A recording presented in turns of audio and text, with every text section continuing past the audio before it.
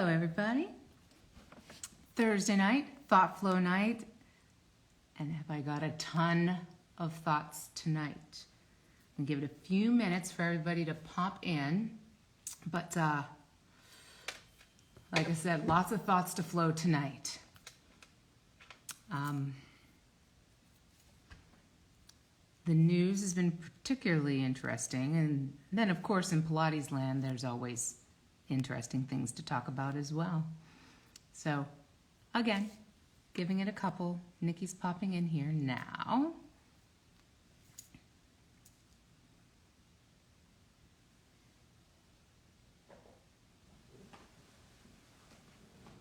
Maybe.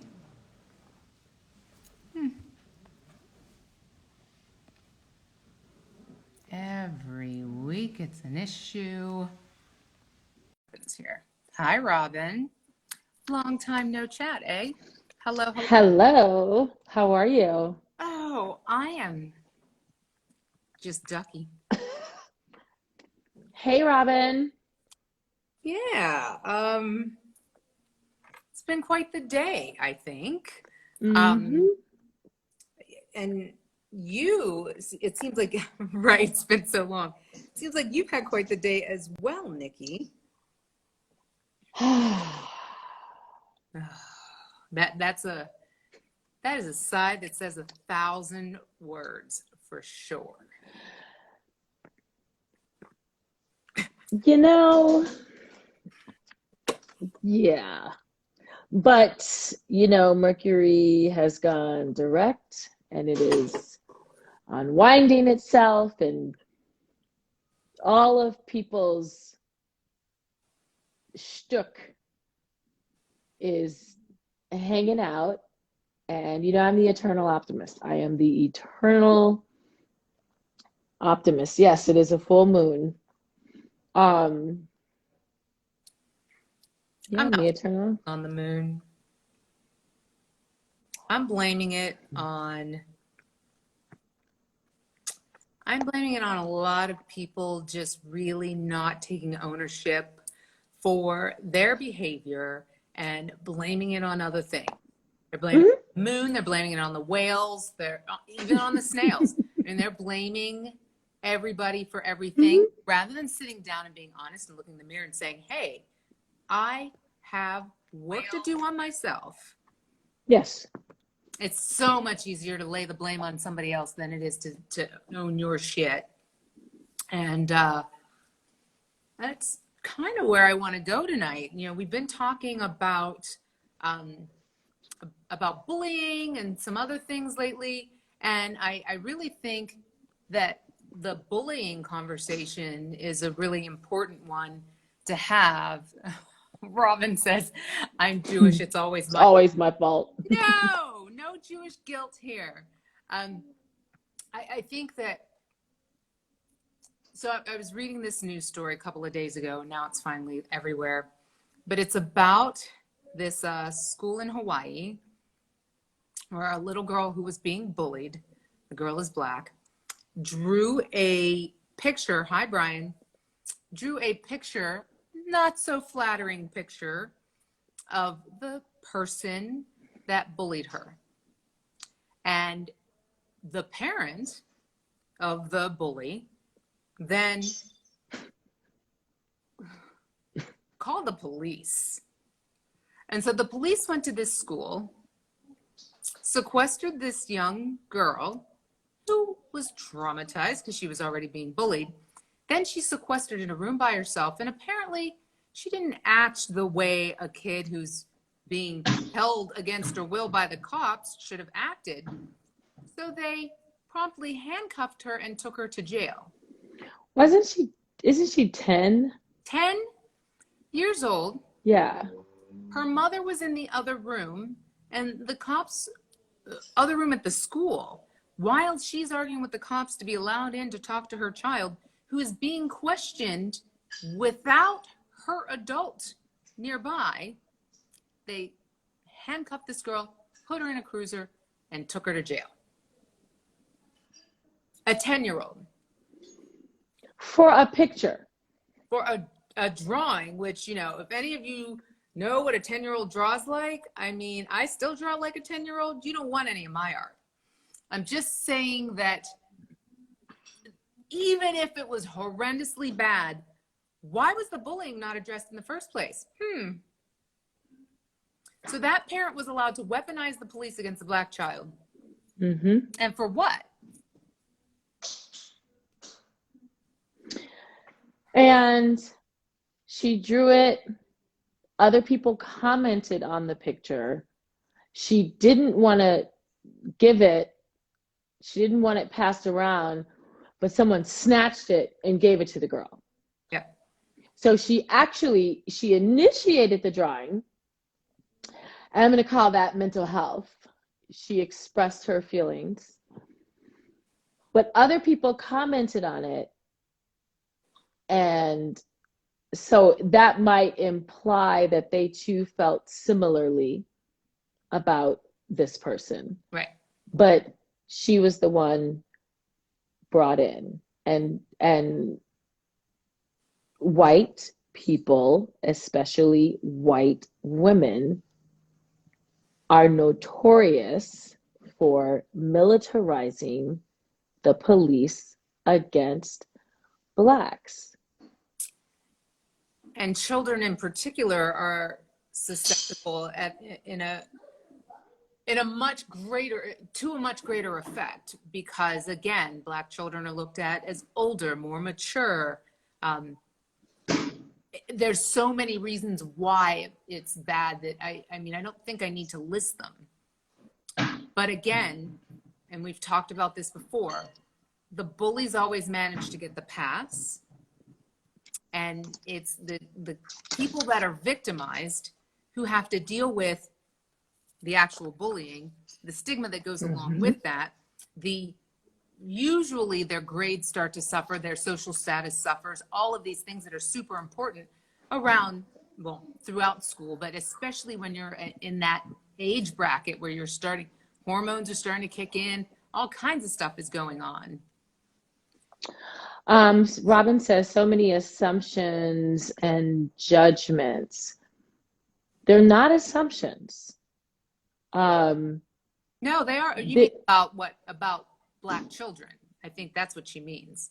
There are many assumptions against black children. But is it an assumption to be patterned from birth to believe that an entire group of people is one way? That's not an assumption to me. No, that's a bias. That is, hey, sissy. That's not an assumption. That is how society has described, how society has presented. That is how black. So did anybody ever watch? Did everybody ever watch What's Happening? I hated that show. My moment. Okay, right. But if you watch What's Happening, then that was the girl, the guy in the hat, the chubby guy. Yes. Okay. But the girl who played his sister, when that show started, she was something like 9 or 10 when she was on the show. Like her character's age was like 9 or 10. And so I'm saying that yes, I'm saying that, and everyone is now going backwards in time and going, oh, because you're now picturing 9 and 10-year-olds. That's how a 9, 10-year-old black girl was portrayed on TV. Right. If you watched Good Times, Janet Jackson's character similarly she was not a teenager when Winona first got her. I'm giving you guys examples of how young black girls have been portrayed.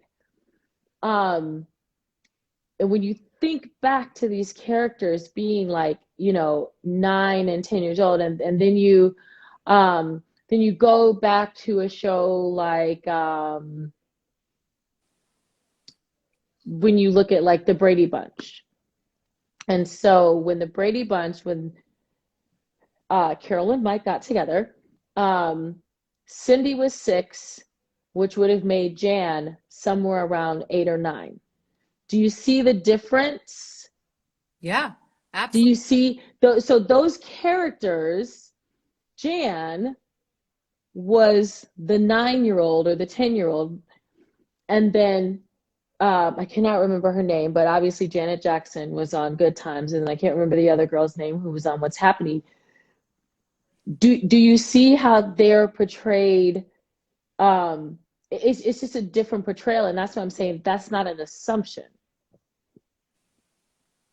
Yeah, That's yeah, a I agree with that. characterization, and then we take that characterization and we which is really interesting because in Black people's land, Black don't crack, and people all the time they're like, oh, you look nothing like your age.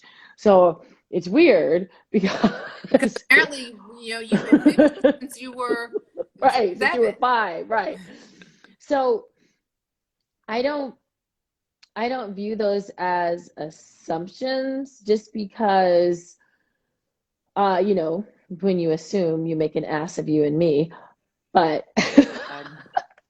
but when you I'm trying to figure out, regardless of where you think this person is age-wise, you were in an elementary school. You didn't walk into high school.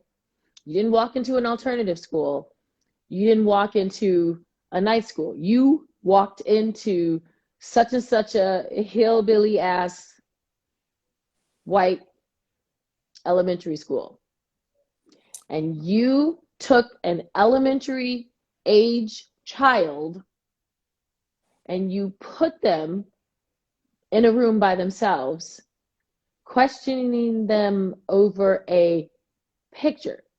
Just for a hot second, take the bullying out of it.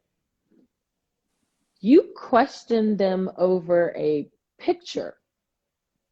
And you denied them access to their parents. And then you decided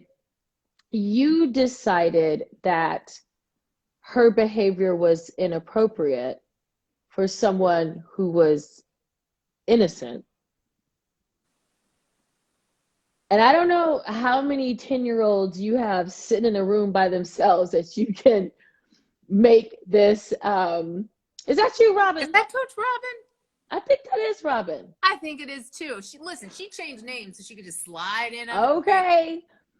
And so you have so much experience with guilty, run amok, bad seed 10-year-olds that you know how they act when they're guilty.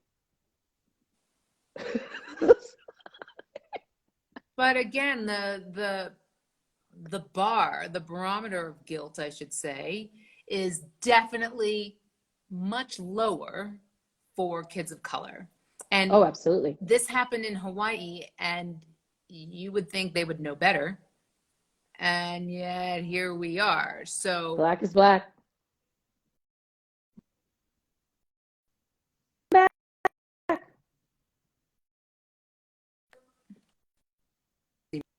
can you hear me?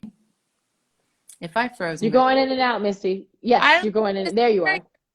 um this is a taught behavior that is reinforced societally over and over and over again.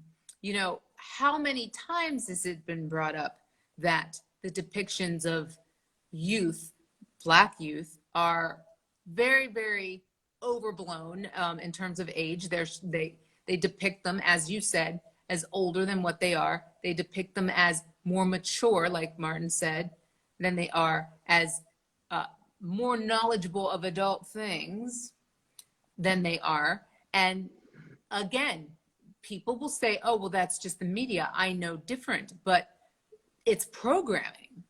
Mm-hmm. We are programmed to believe this of youth of color, and therefore the assumption is that that's the way they're going to be. And then there's that. And then on the other side of that, white girls are Damsels. depicted, yes, damsels, birth of a nation. White girls are depicted as damsels, as being more vulnerable, needing more protection. So you have these two opposite extremes. Right. And one gets protected and one gets, you can't even get the words out of your mouth. Mm-hmm. And then you have the power. So you're seen as a victim. You're seen as needing more help, more support, more protection. And then you also have the power to militarize the police.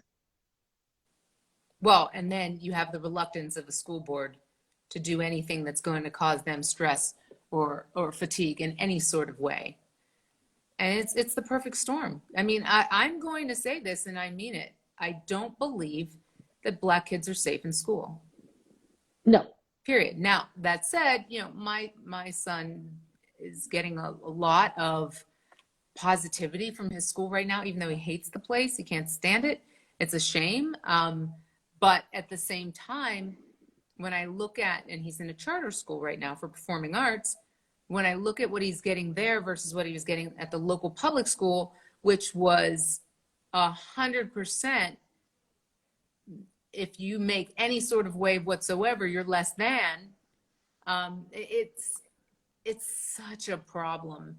And when we look at how educational standards are by default biased, and then you add that level of complication on top of it, it creates a negative environment to everybody involved, but especially to the kids that have to take the brunt of it. Yes. And then you are seen as not obstinate, but somebody's going to throw the word out. If you are sitting in this situation that oftentimes you don't know how you got into that situation, and you're saying, you know, this is my mother's phone number and you can call my mother. I'm not to speak to you without an adult. This is my mother's phone number. You can, and then you're seen as no, it's not disrespectful. That's not the word I'm thinking, but I think you guys understand. And so oh, good Lord. Thank you, Rob. And so you're faced with all of these challenges. You're faced with all of these challenges until you, and that's just how you live. There is no until. That's just how you live.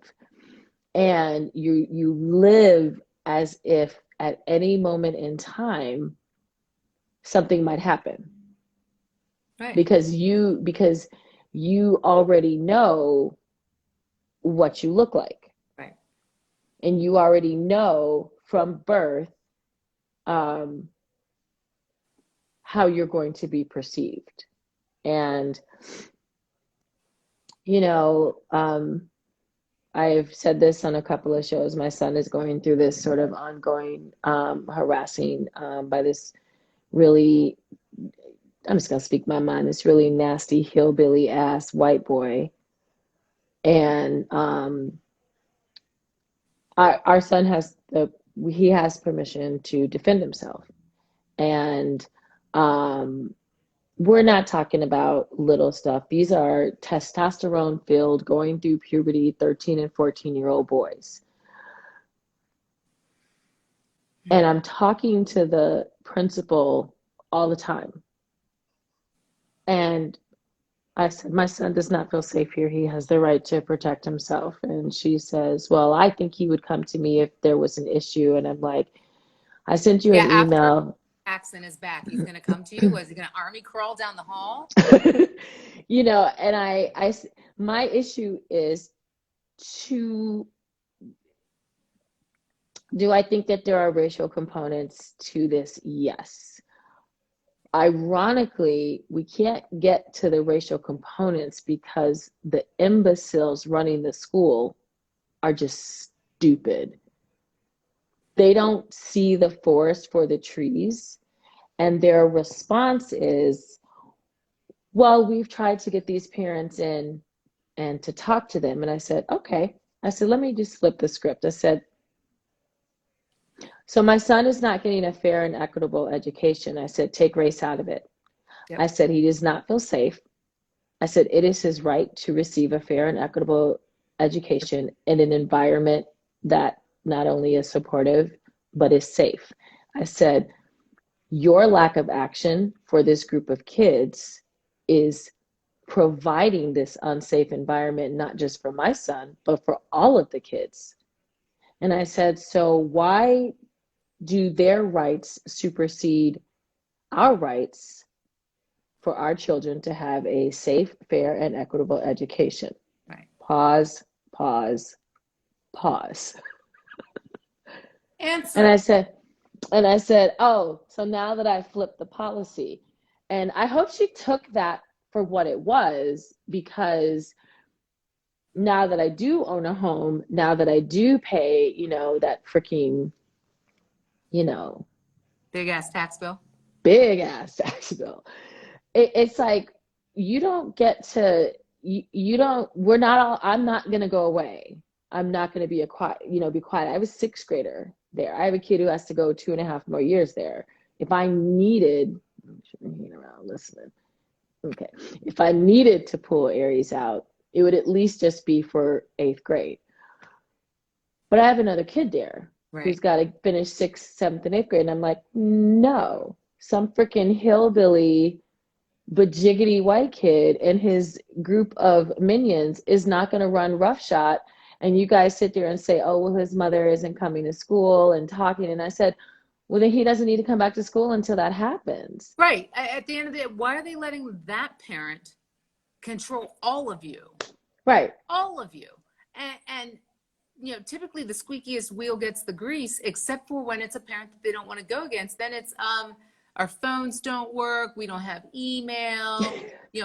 Rats ate the wiring, whatever it is. And again, here we are.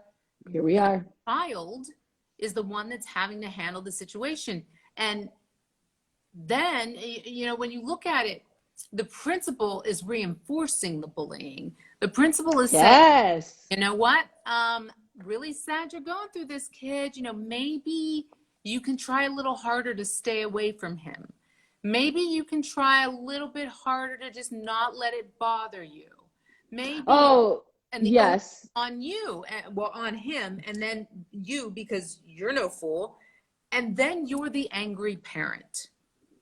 Yes, Brian, we went from the very beginning to the police. Their father, my kid's bio dad, is handling it because I don't write things in a nice way. And I find it very challenging to keep the expletives out. And he's also white, and I'm amazed at the things that he is able to write. And I realize that I know him, and I've known him for almost 30 years, so I fully understand his sarcasm. But I'm like, oh, come on. Certainly they understood just how much of a smartass he was being in that, but whatever. So he does a lot of the writing. Oh, yes, I understand what you mean. But we have the police involved. We have a running email chain to 2 different police officers. And we also were the only family who presented the police with the video of another brown boy who they videotaped going to the bathroom. We were the only family. So we know 2 detectives. I'm like, all you guys are doing is introducing us to the entire police department. And that is where we're going next, Sissy. And that is why I said to her, okay, now you're allowing one student in one group of kids to affect the learning environment. See, that's when you start using your words carefully. And I said, I do not trust you. You're not doing your job. You're not doing a good job. I said, and I will remind you, my son has the right to protect himself. So it's interesting that you bring up the topic that you brought up, Misty, because the email that I sent to the principal and the vice principal last week was, you need either my permission or their father's permission before you bring my children down to the office to write a statement based on something that has happened. No response. I send another email, and now I know that their father has already looked up the school policies and knows. And so then I said, okay, in red, please confirm that you have received the email that states you cannot compel either of my children to come down to the office to write a statement without first calling either myself or their father. Please show me in the school policy where it is written that you can compel my sons to do this. No response. Their father writes a third email today. I happened to call her about the ongoing harassment of my son, and she's like, well, we have to find out from the assistant superintendent how we can respond to your email. And I said, stop talking. I said, stop. I said, stop. I said, it's just professional courtesy to email us and let us know that. And I said, Confirm this is a normal part of just life. She's like, well, things got, and I said, please don't tell me that you were too busy once again to respond to my email as I am calling you once again about the ongoing harassment of my son at your school. Yeah. I said, because otherwise we wouldn't be having this conversation. And so the idea of I don't have a 10-year-old, I have 11 and almost 14. The idea of either my 11-year-old or my 14-year-old sitting in an office, in a room by themselves, being questioned by police, and then being taken. How inappropriate is that? Two grown-ass men in a room by themselves with a girl. With a girl. That's just 10-year-old. Inappropriate. That's just tacky, trashy. And it's also illegal. If one of the reports had a gentleman from the ACLU in Hawaii there, and he was like, how is it that nobody is being brought up on procedural failings here? Because it was a failing from top to bottom. Bye, thanks, Robin. See you. Procedurally, you can't do that. I mean, it's a school, for the love of Pete. And yet this was allowed to happen, and they actually walked off site with this child. Oh, and P.S. Right. I left this part out. No charges were filed. At the end, she was just released. Of course, no charges were filed. But that's what charges were there? That's not the point. And why would the police when we went to the police the first time, the first thing the officer said is, where would you like for this to go? And I said, well, I want to start a paper trail. He's like, okay, so you want a police report? He's like, these are minors. They don't go anywhere.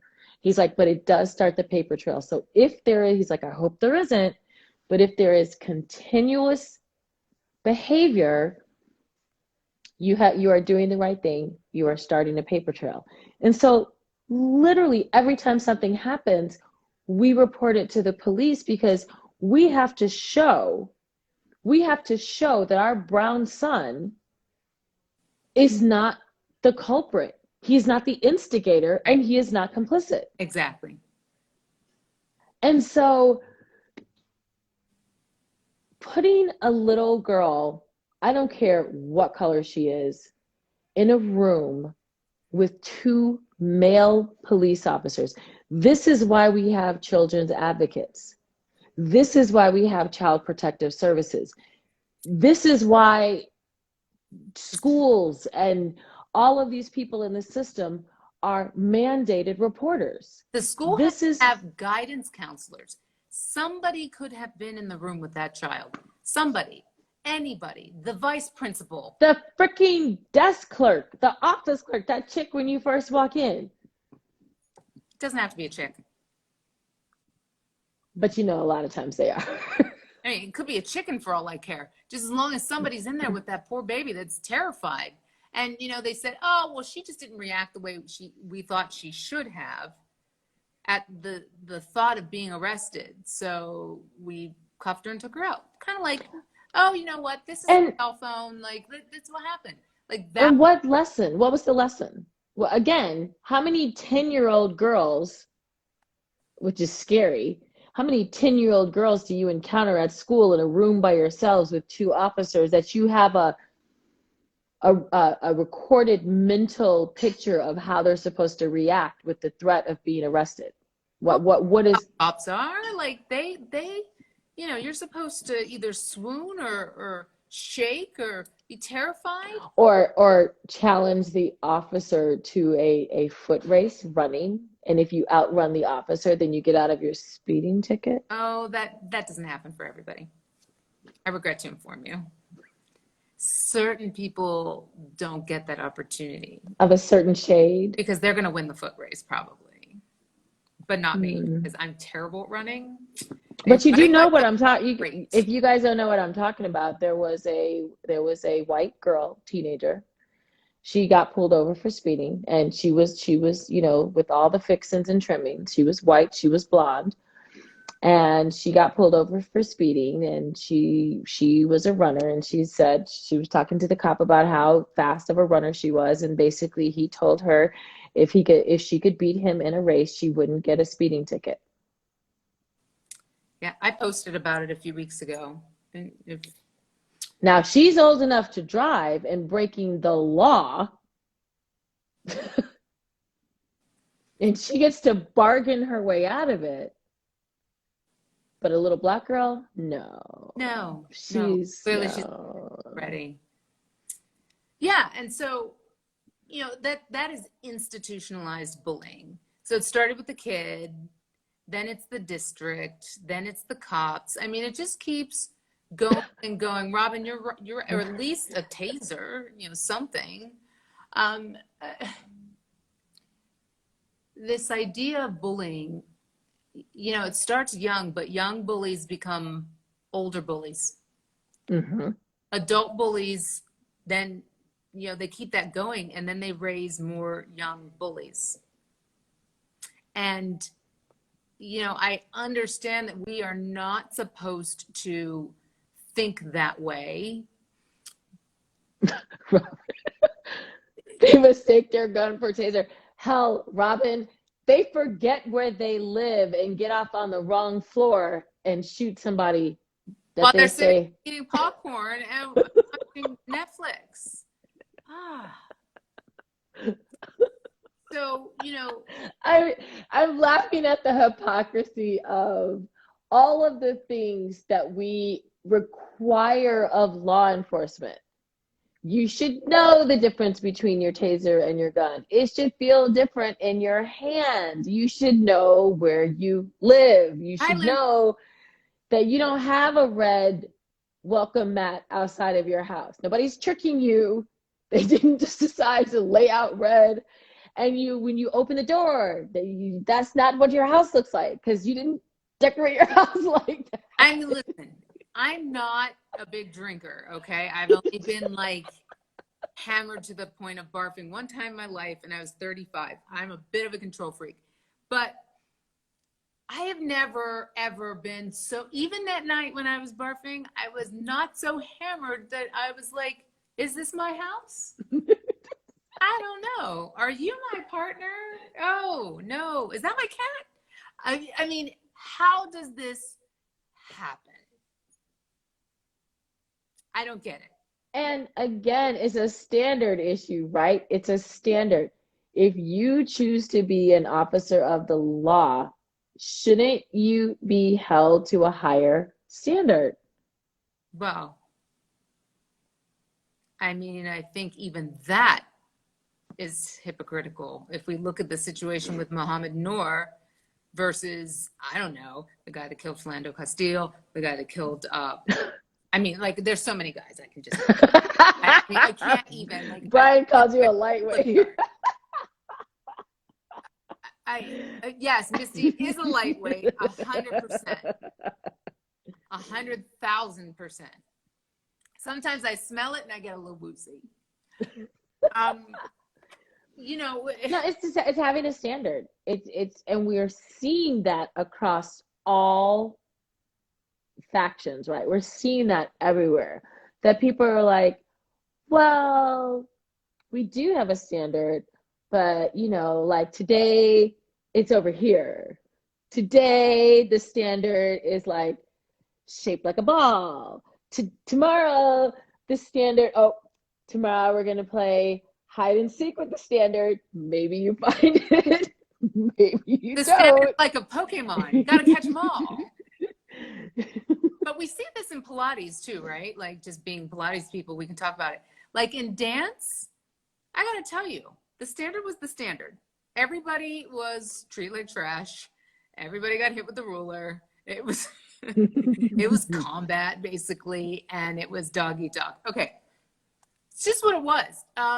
But you had to be excellent in all ways in order to advance. And listen, if they didn't like you, it didn't matter how excellent you were, you still weren't going to get ahead. Very, very true. But at the same time, generally speaking, a tendu is a tendu. Do it right or pay the price. Oh shit, here comes the shoe. I did it wrong. In Pilates, that standard is kind of all over the place. Oh, wait. Is there a standard? I'm going to say not really. Good baller master. Ballet master. Your baller master. Excuse me? Baller. What do you do in your spare time, Nikki? Hi, Tasha. Glad to have you. Nikki is telling us about her baller master, which I don't know about. I don't know if this is Carrie or somebody she keeps locked in the basement. I don't know, but she's going through the hole in the floor to get to this character, and I'm a little bit concerned. Yes, and yes, get rid of qualified immunity for cops and Pilates instructors. No, yeah. So back to standards. I feel like if you want anything to be good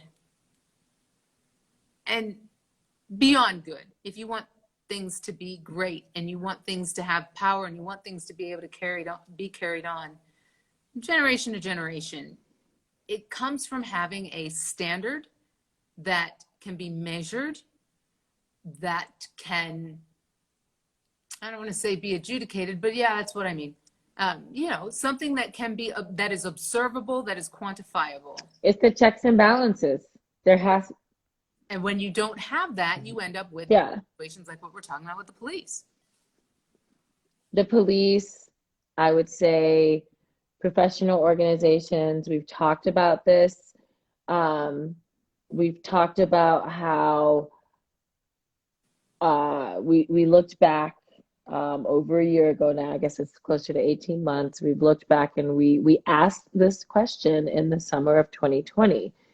Is this just a trend?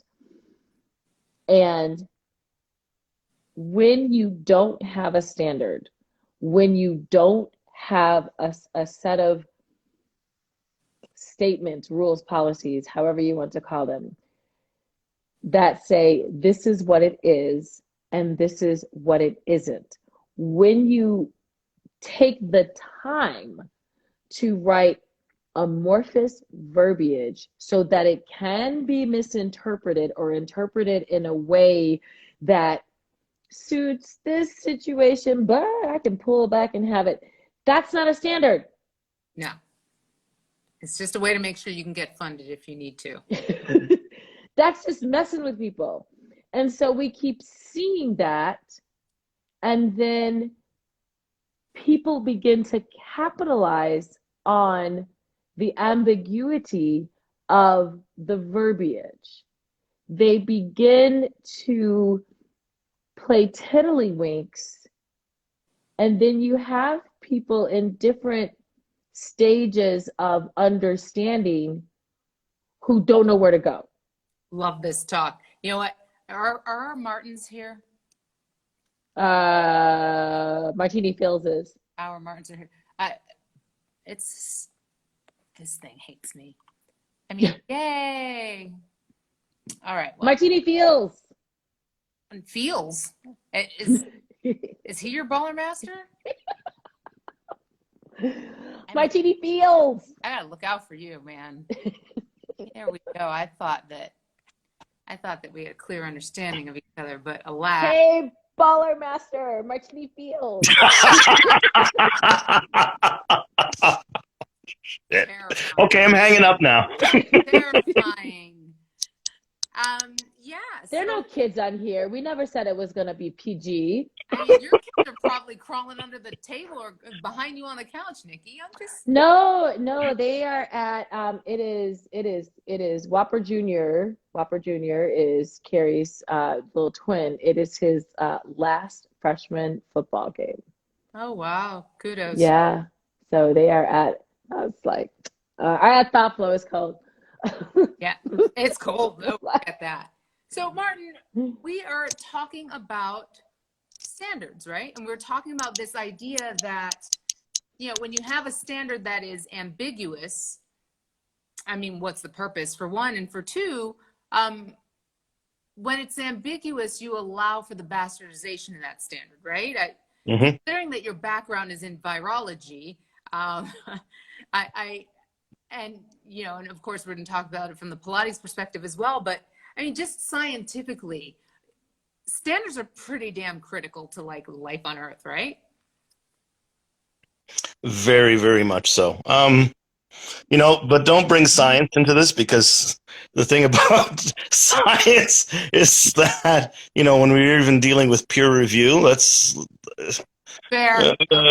Okay, so I'm not sure that's a good road to go down, because it's full of landmines and crap like that. Fraught with peril. Yes, it is fraught with peril. But let's talk about it in Pilates. I think it's fair game. And yeah, you're right. There isn't any. I think it's because too many people want power, and they want to say that I am the keeper of the book. And right? And of course, keeping exactly. Like, yeah, and which book are we keeping exactly? Yes, exactly the point. So, I mean, that boils down, and that's true with any of a lot of the stuff in fitness. So, you know what?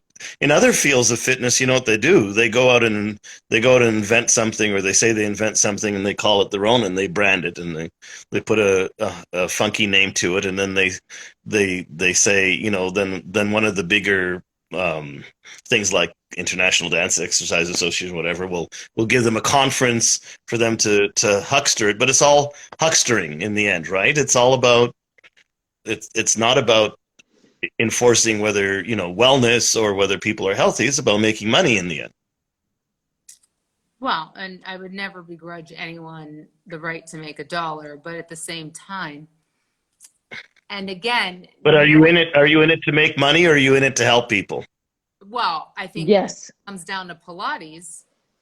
Yes, the answer is yes. And the reason why, because you know how it is. You have a studio, you have overhead, you've got all of these things. You have to make money, or you're going to be eating a lot of ramen. And ramen is just not suitable for adults. You know, seriously. So, but I don't think that we have to compromise a standard or compromise money to adhere to a standard. I think that we can do both things, and we can do both things well.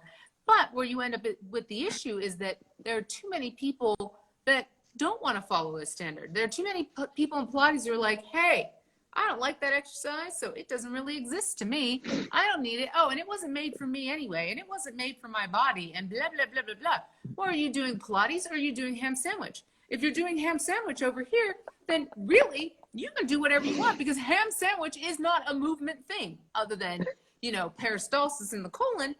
But beyond that, ham sandwich, there's no standard for the movement called ham sandwich.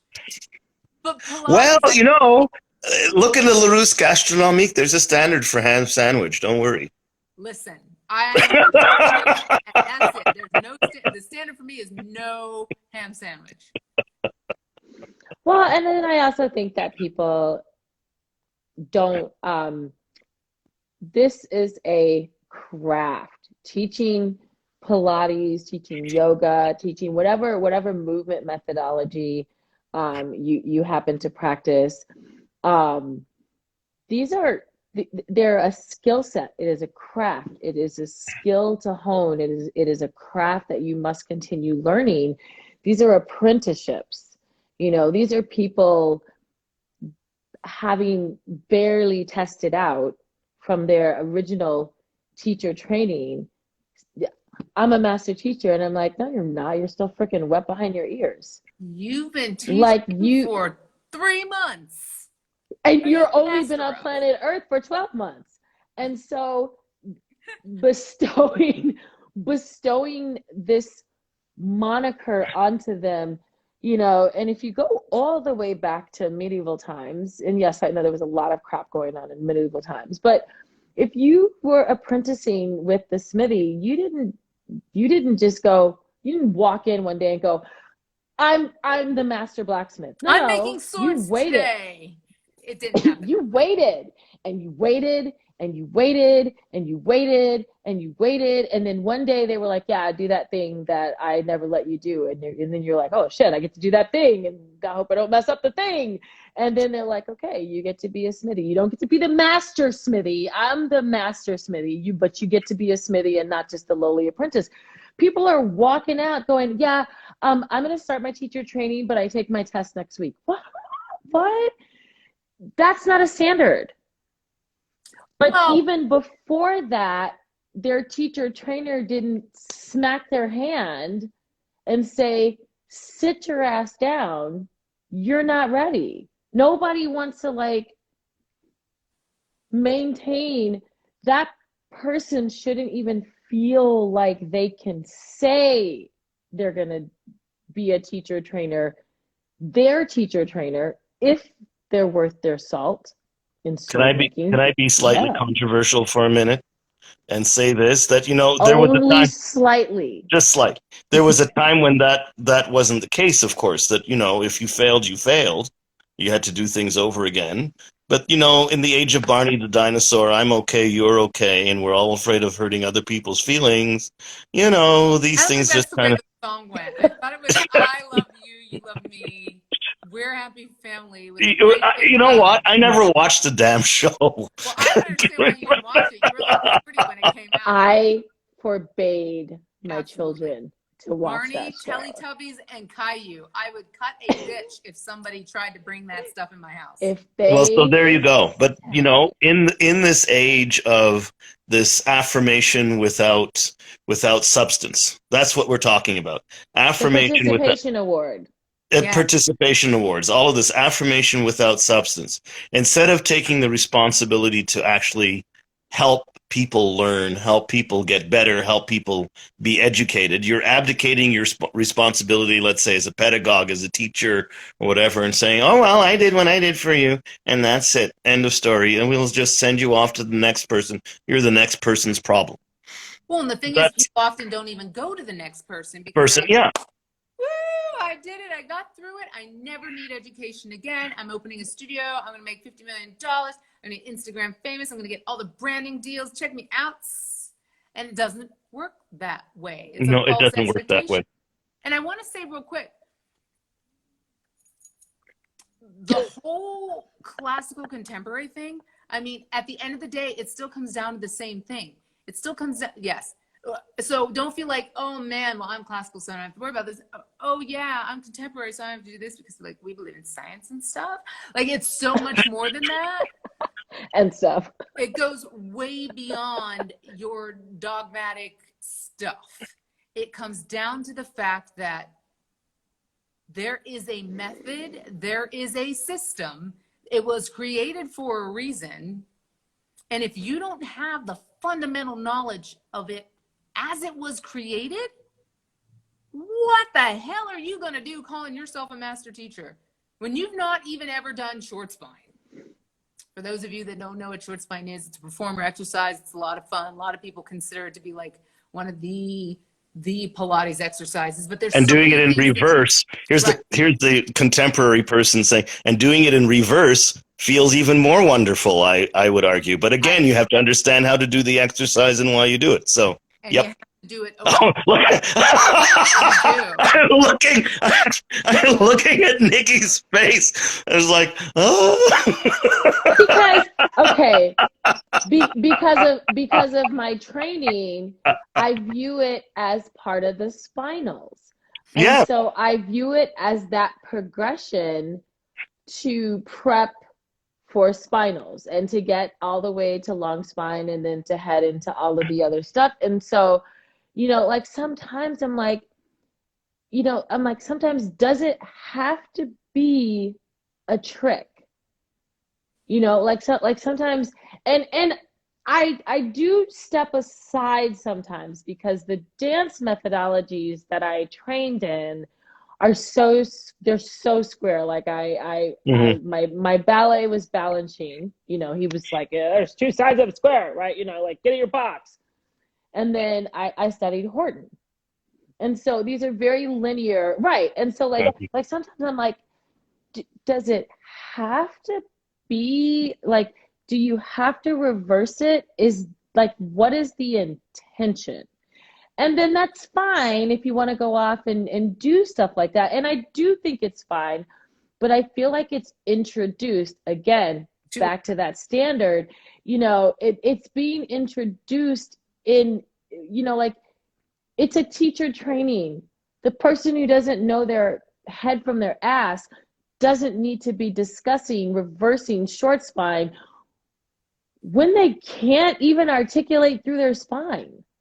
Well, no, of course. You're not going to introduce a reverse to that until you know that your pupil, has, or your student has an understanding of what going in the right direction does for your body and how the sequence works. What neurons are firing? How is this sequence making, I get exactly what you're saying. But you're saying they're not going to, but the reality of it is that I've seen people have all these different amalgamations of even with footwork. And it's like, why are you doing footwork like that? And then I say to them, please explain to me how that affects the leg chain.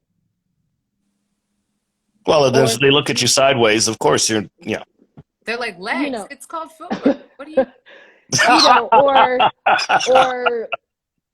Or why your person, little things like, and again, it's a standard when you look at the person, everyone goes, oh, you need to bring their headrest up. And it's like, do you need to bring their headrest up or do you need to elevate their head? Because there's a difference. That might be two different things. If you're not a Pilates person, take Pilates out of it and make it something else.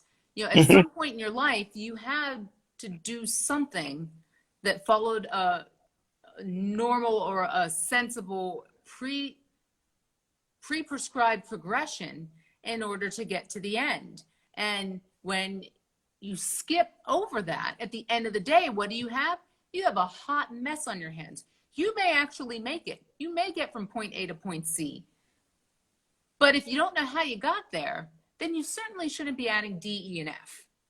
Exactly. That I agree 100%. Listen, and not only that, you run the risk of hurting yourself if you don't go through the progressions. I mean, but let's be honest. How many of these whack jobs are out there, as we're talking about, doing all of their thing and injuring people? I don't think it's fair to call them whack jobs if they didn't. No, it is fair. If you're hurting somebody, it's fair to call you a whack job. You're a quack. No, you're whack. Oh, damn. If quack. you don't know, and that's where I stand on it.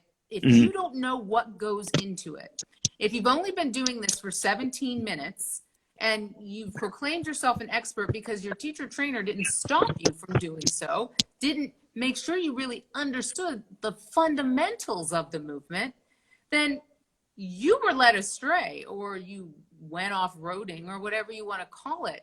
You don't know what you don't know. And it speaks to a lack of humility more than anything.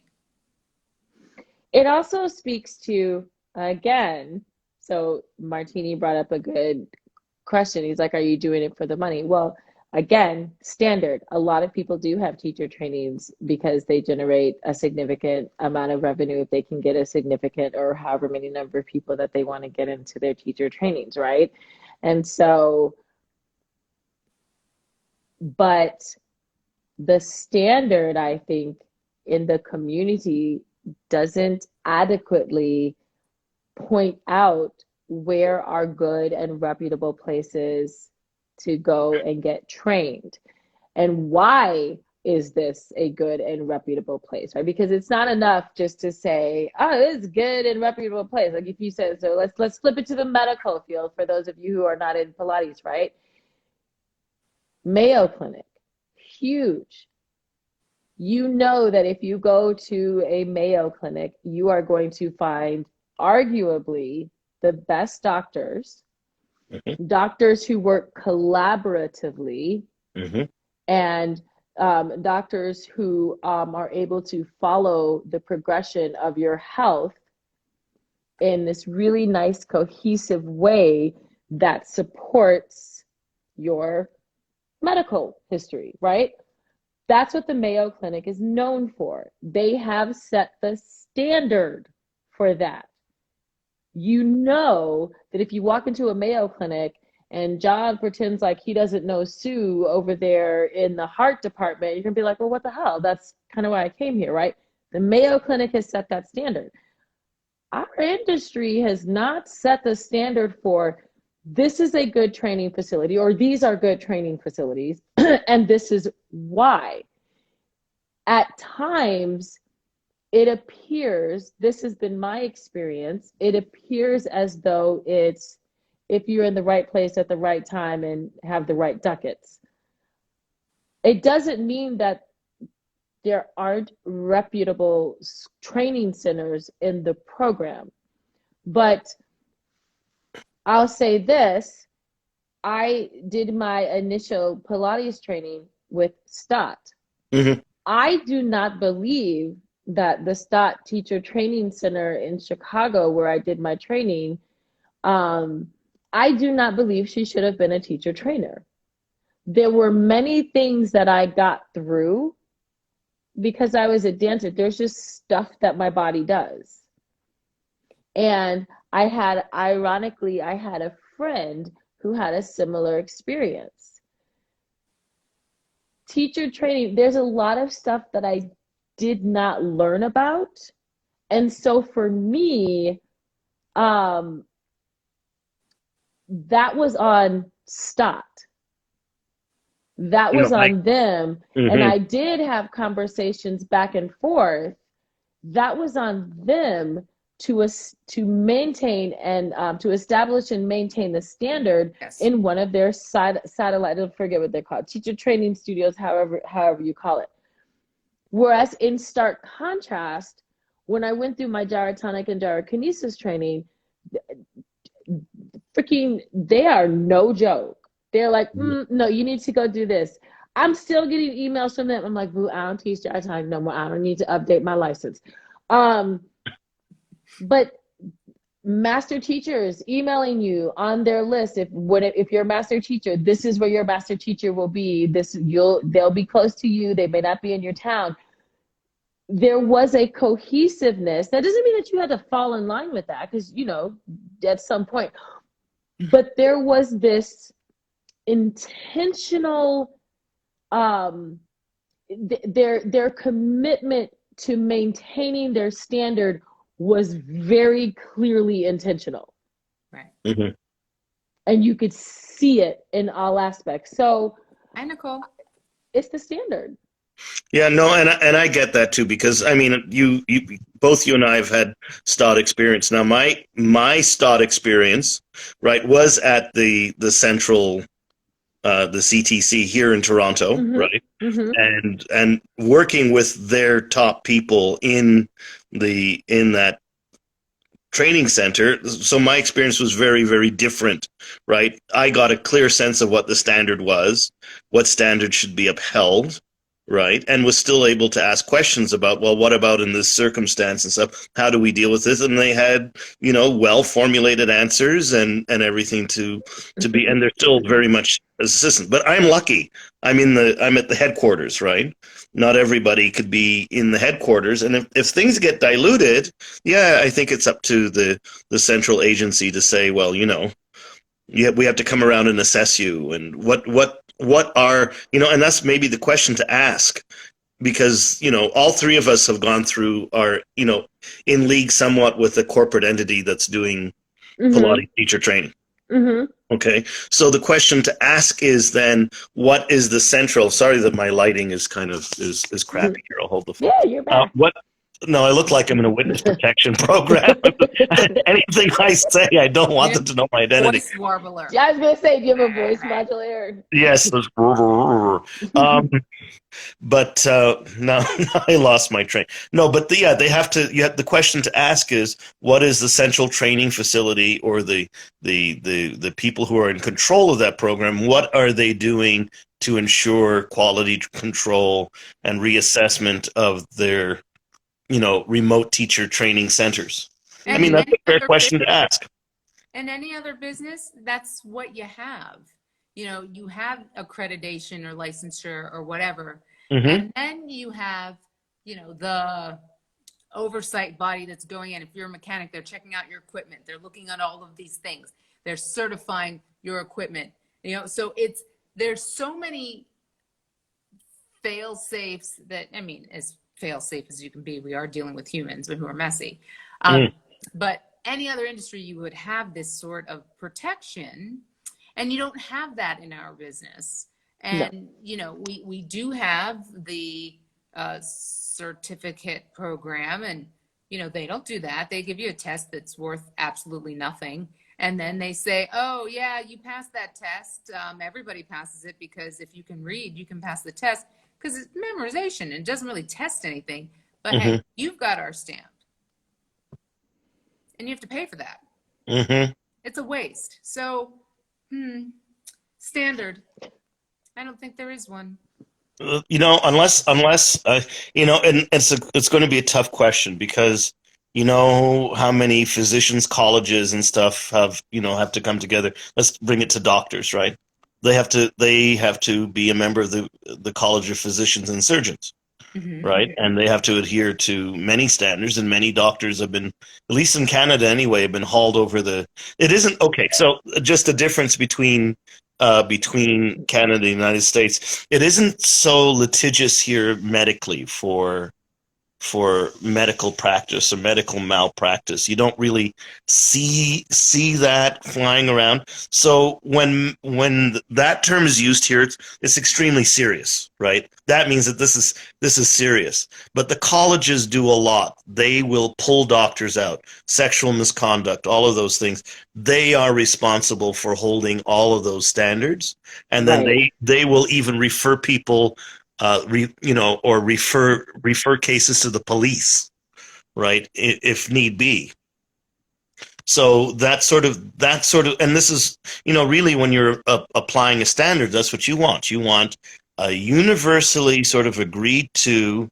Now that's going to be the tough part, particularly with Pilates, but a universally agreed to way of keeping the method as directed, whether we need to make variations for different bodies and stuff. That, what? I'll tell you this.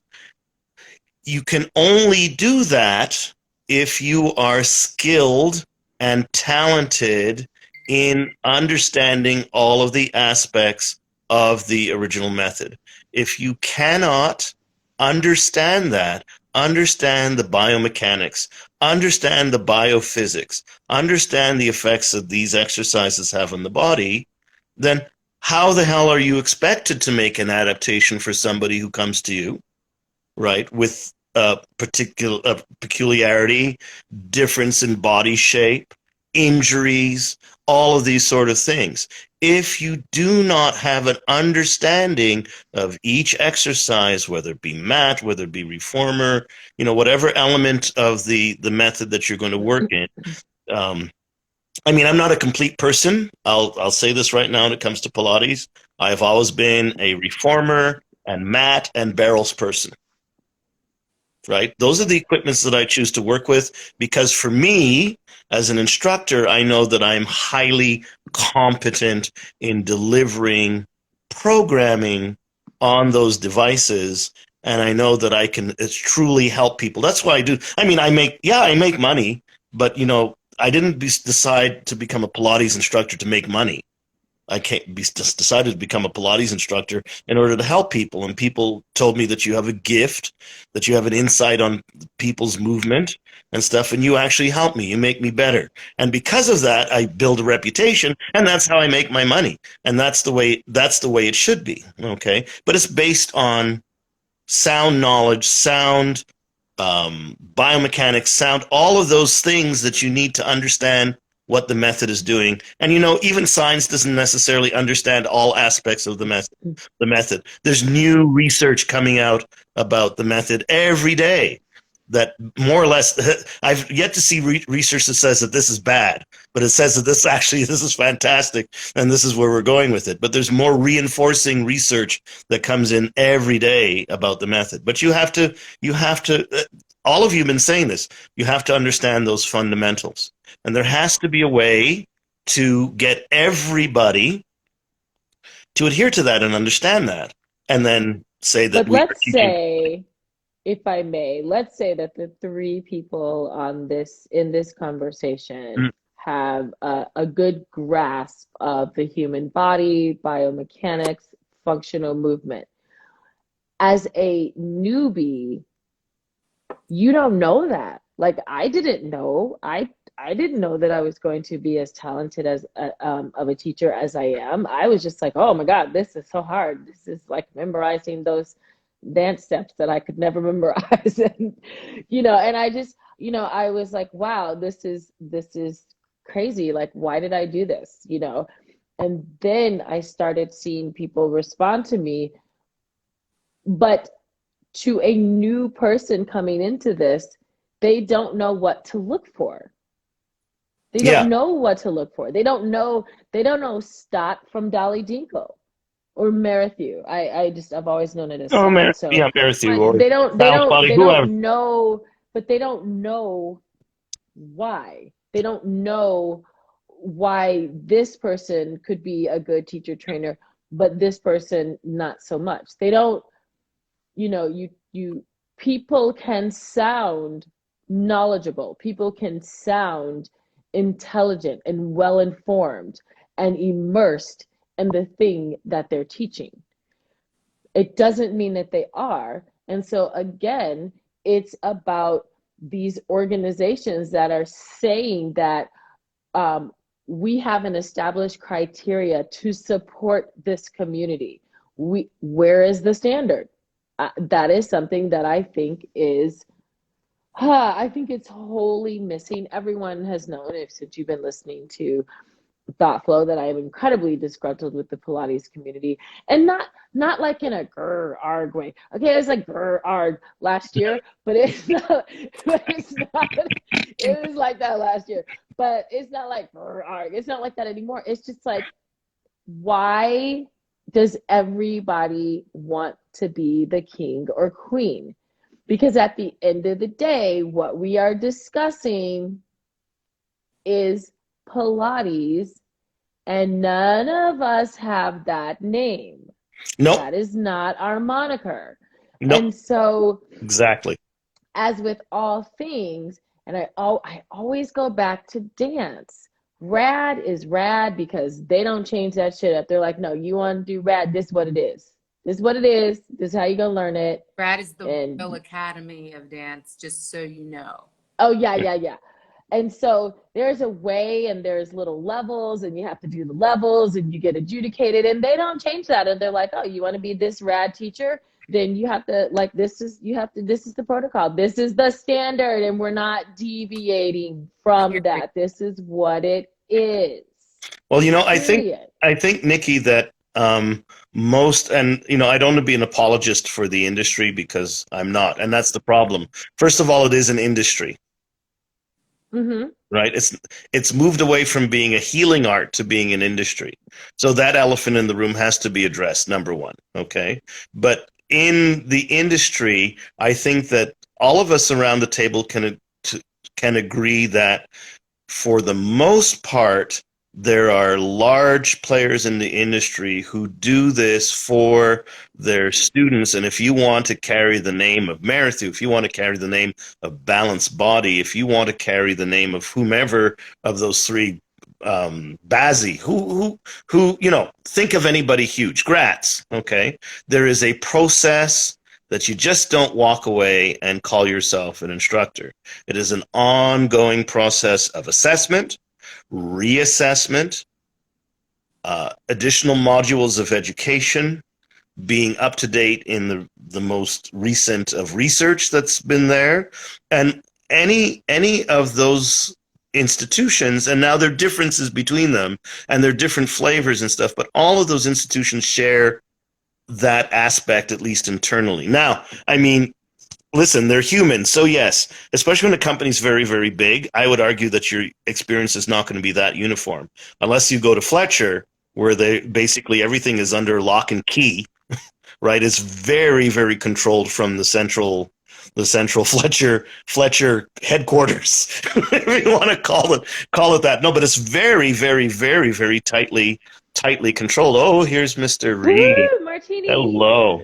But it's very, very, very tightly controlled, right? So, but I think all of these people do it, and I think that you find that the instructors that rise to the top in terms of not only helping their clientele, but then begin to develop, authentic, what's the word I'm looking for? Authentic reputations of people who are leaders in the industry, all realize that this is a process that is an ongoing process. It's an ongoing process of education.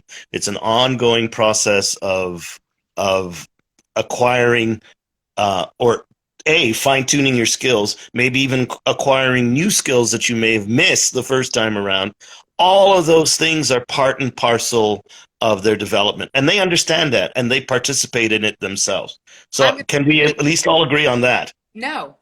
No. I cannot agree on that. I am drawing the line, because at the end of the day, there are people out there who literally go out, buy a reformer, throw it into their beach house, their pool house even, and they are not even certified, and they make a ton of cash. So okay, but those are not the people that I'm talking about. But that's not. But you have to talk about them. But I get that. Talking about the standard, Martin. This is the thing. When you don't have a standard, an industry standard, that's what happens.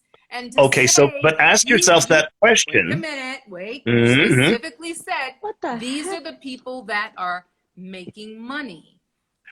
No, the people that are making money are the people that want to be Instagram famous, and they get out there, and either that or they've got rich husbands or rich somebodies. Those are the people that are making the money. And there are gatekeepers that would rather gatekeep the name of Pilates than gatekeep the standard, that don't allow talented teachers like what you're talking about. The people who are talented, who care about making their people grow and expand. Those people are keeping some of the better talent out. Some people back away from this industry because it's such a battle. Well, both Martin and I came from personal training too. I mean, that's a big can of worms, isn't it? Right? Can of worms or a can of Nikki's crickets? Yes. It's protein that I don't want necessarily to eat. We have a bearded dragon, and I'm like looking on the floor, and I'm like, why is the floor moving? The crickets are getting out. Whatever. I'm leaving. I can't even. Sorry, I tuned in the middle of Mr. Phil's diatribe there. So what's the topic? Thanks for calling it a diatribe, Martin. The standard. The standard. Having a standard in Pilates land, having a standard, and stop pussyfooting around and pretending like everyone can just do it their way. And call it Pilates and call it a day. Right. And now, other industries are not like that, and so we talked about. Here's a question for everybody too around the table. So, is this what we're complaining about? An artifact of being on Instagram per se? No. You think that this is made it worse. So how was this before social media? I'm wondering if this problem existed before social media. There's something to think about there. The gatekeeping piece of it, that cause the The standard. gatekeeping, yeah. I would still say it's not a problem because you've got big companies that are certifying people and sending them out, and they're not even teaching the whole repertoire. So this problem has been a problem. Yes, Michelle, you can always catch it on my IG. You can always just see the replay, which goes up right away. So check it out and let us know what you think. But anyway, okay, yeah, it has been. So for example, just to use Merrithew, for example, to be highlighted on their webpage, okay, you have to be up to date and you have to be scrutinized. I'm not sitting on the Merrithew webpage without the scrutiny. Okay, so But what difference does the scrutiny make if what Nikki said is true? Well, the scrutiny is part of upholding, at least internally for that particular brand, particular company. That's what's upholding. Now, many people, okay, and I take Nikki's point. Many people have been educated by Merrithew, but you won't find them on the Merrithew certified Merrithew instructors in your neighborhood, right? There's a whole search you can do, right? You won't find those people there because they never kept up. But they never did anything. You're talking about that. Pause. No. No. Booty. My experience with Stott was so booty that their response to what I felt like were significant concerns, their response was, oh, well, this is what it is. Why would I want to be? I didn't even believe in what I was doing. I didn't believe that I was being supported.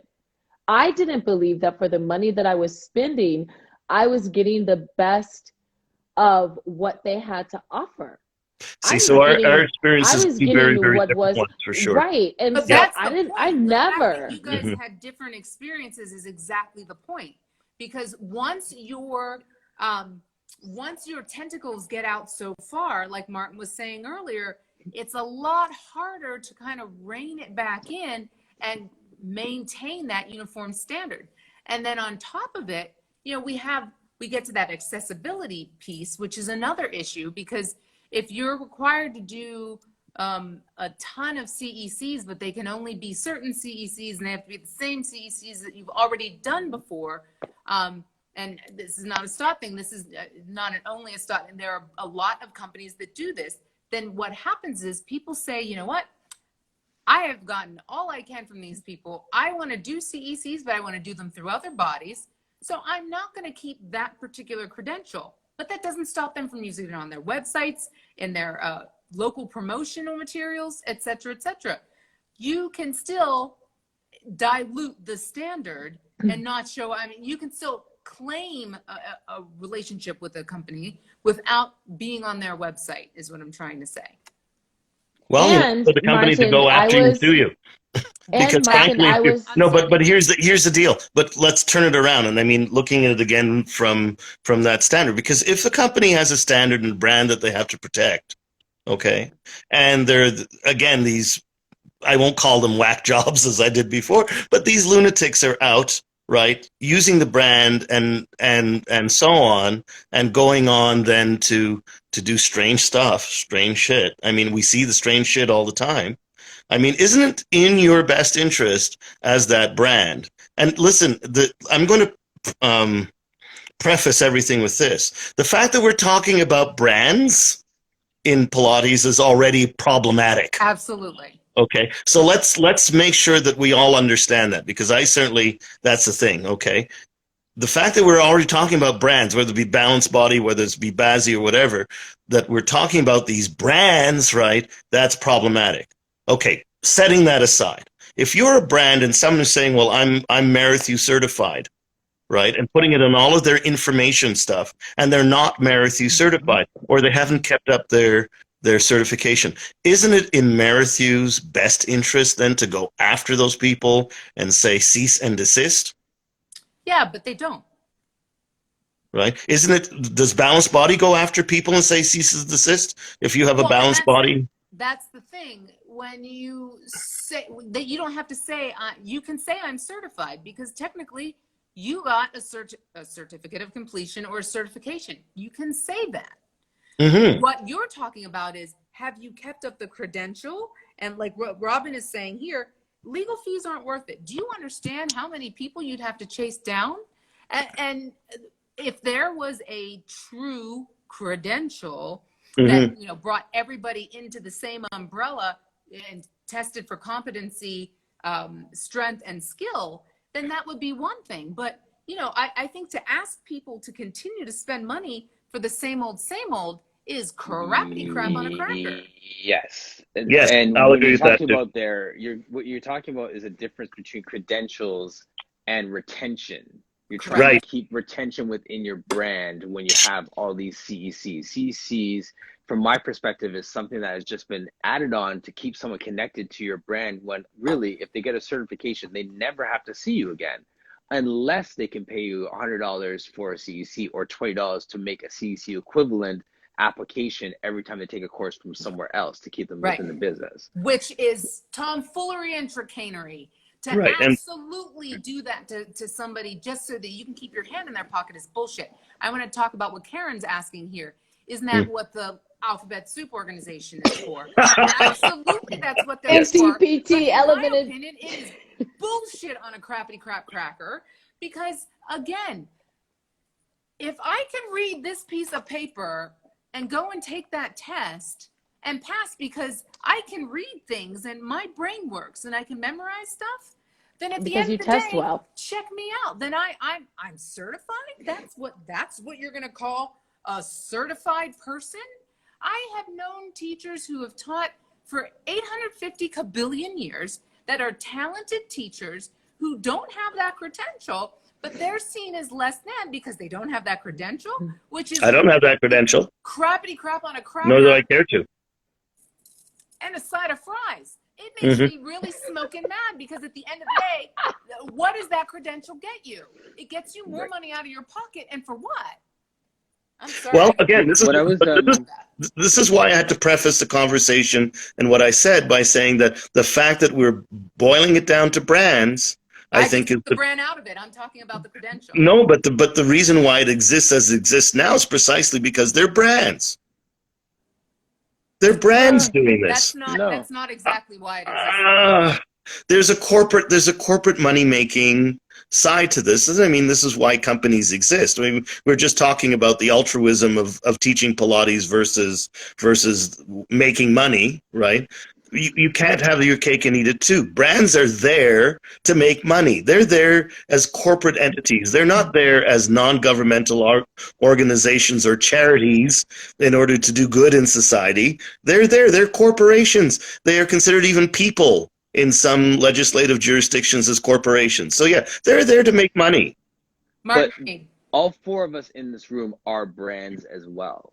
Of course we are. Right? So like, we're all here to make money as well as to do our job and help, and this is our how, right? So we're all in it in that way. So that's why, you know, when it comes down to it, when I was working at Lifetime and I was an assistant PT manager there, and we hired that first staff of people for the first Lifetime in Canada, it was like the best of the best who came out to get a job there because they wanted to be part of something big and new and shiny. Right.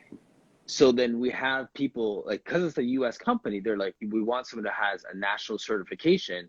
They didn't even know that CanFit Pro existed. So they're like, you need to have a NASM or an ACE certification. You know, so the CanFit Pro idea for, as you know, Martin Phil's understanding in Canada, like that's supposed to be the premier accessible. Don't get me started on them, Martin. That's going to be a whole side conversation. Don't I do appreciate that. even But get anyway, me started.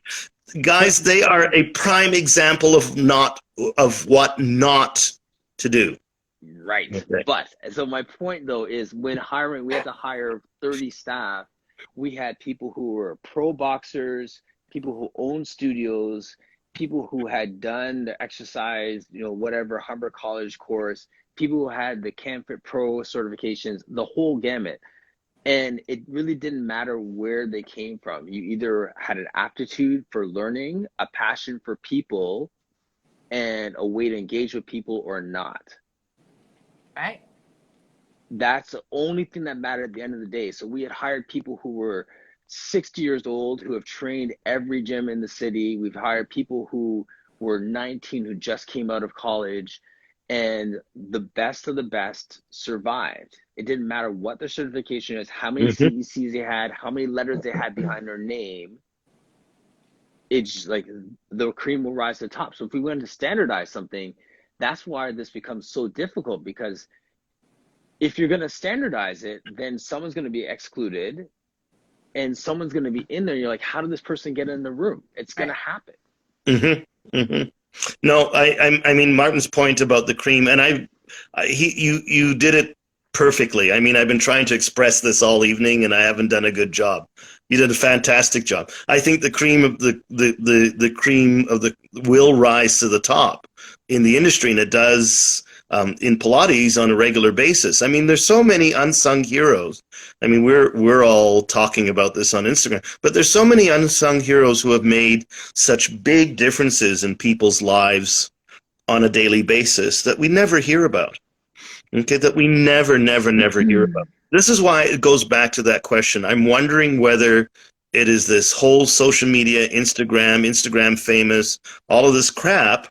And, don't forget, Facebook has been hauled up before various and sundry now for saying how detrimental this platform is for people of a certain age. I'm wondering whether it is, what we're debating is really about this platform and whether it is corrupting, maybe corrupting young girls in one way. Sorry, Nikki got frozen there. It's maybe corrupting young girls in one way, but it may be corrupting Pilates in another way for precisely the same reasons, right? And it's all about the glam, glam, glam, glam, glam, and it's all about the bling, bling, bling, bling, bling, and nothing about of any substance. But people get attracted. We're like rats; we get attracted to the shiny objects, right? But I And think, not necessarily again, the real things.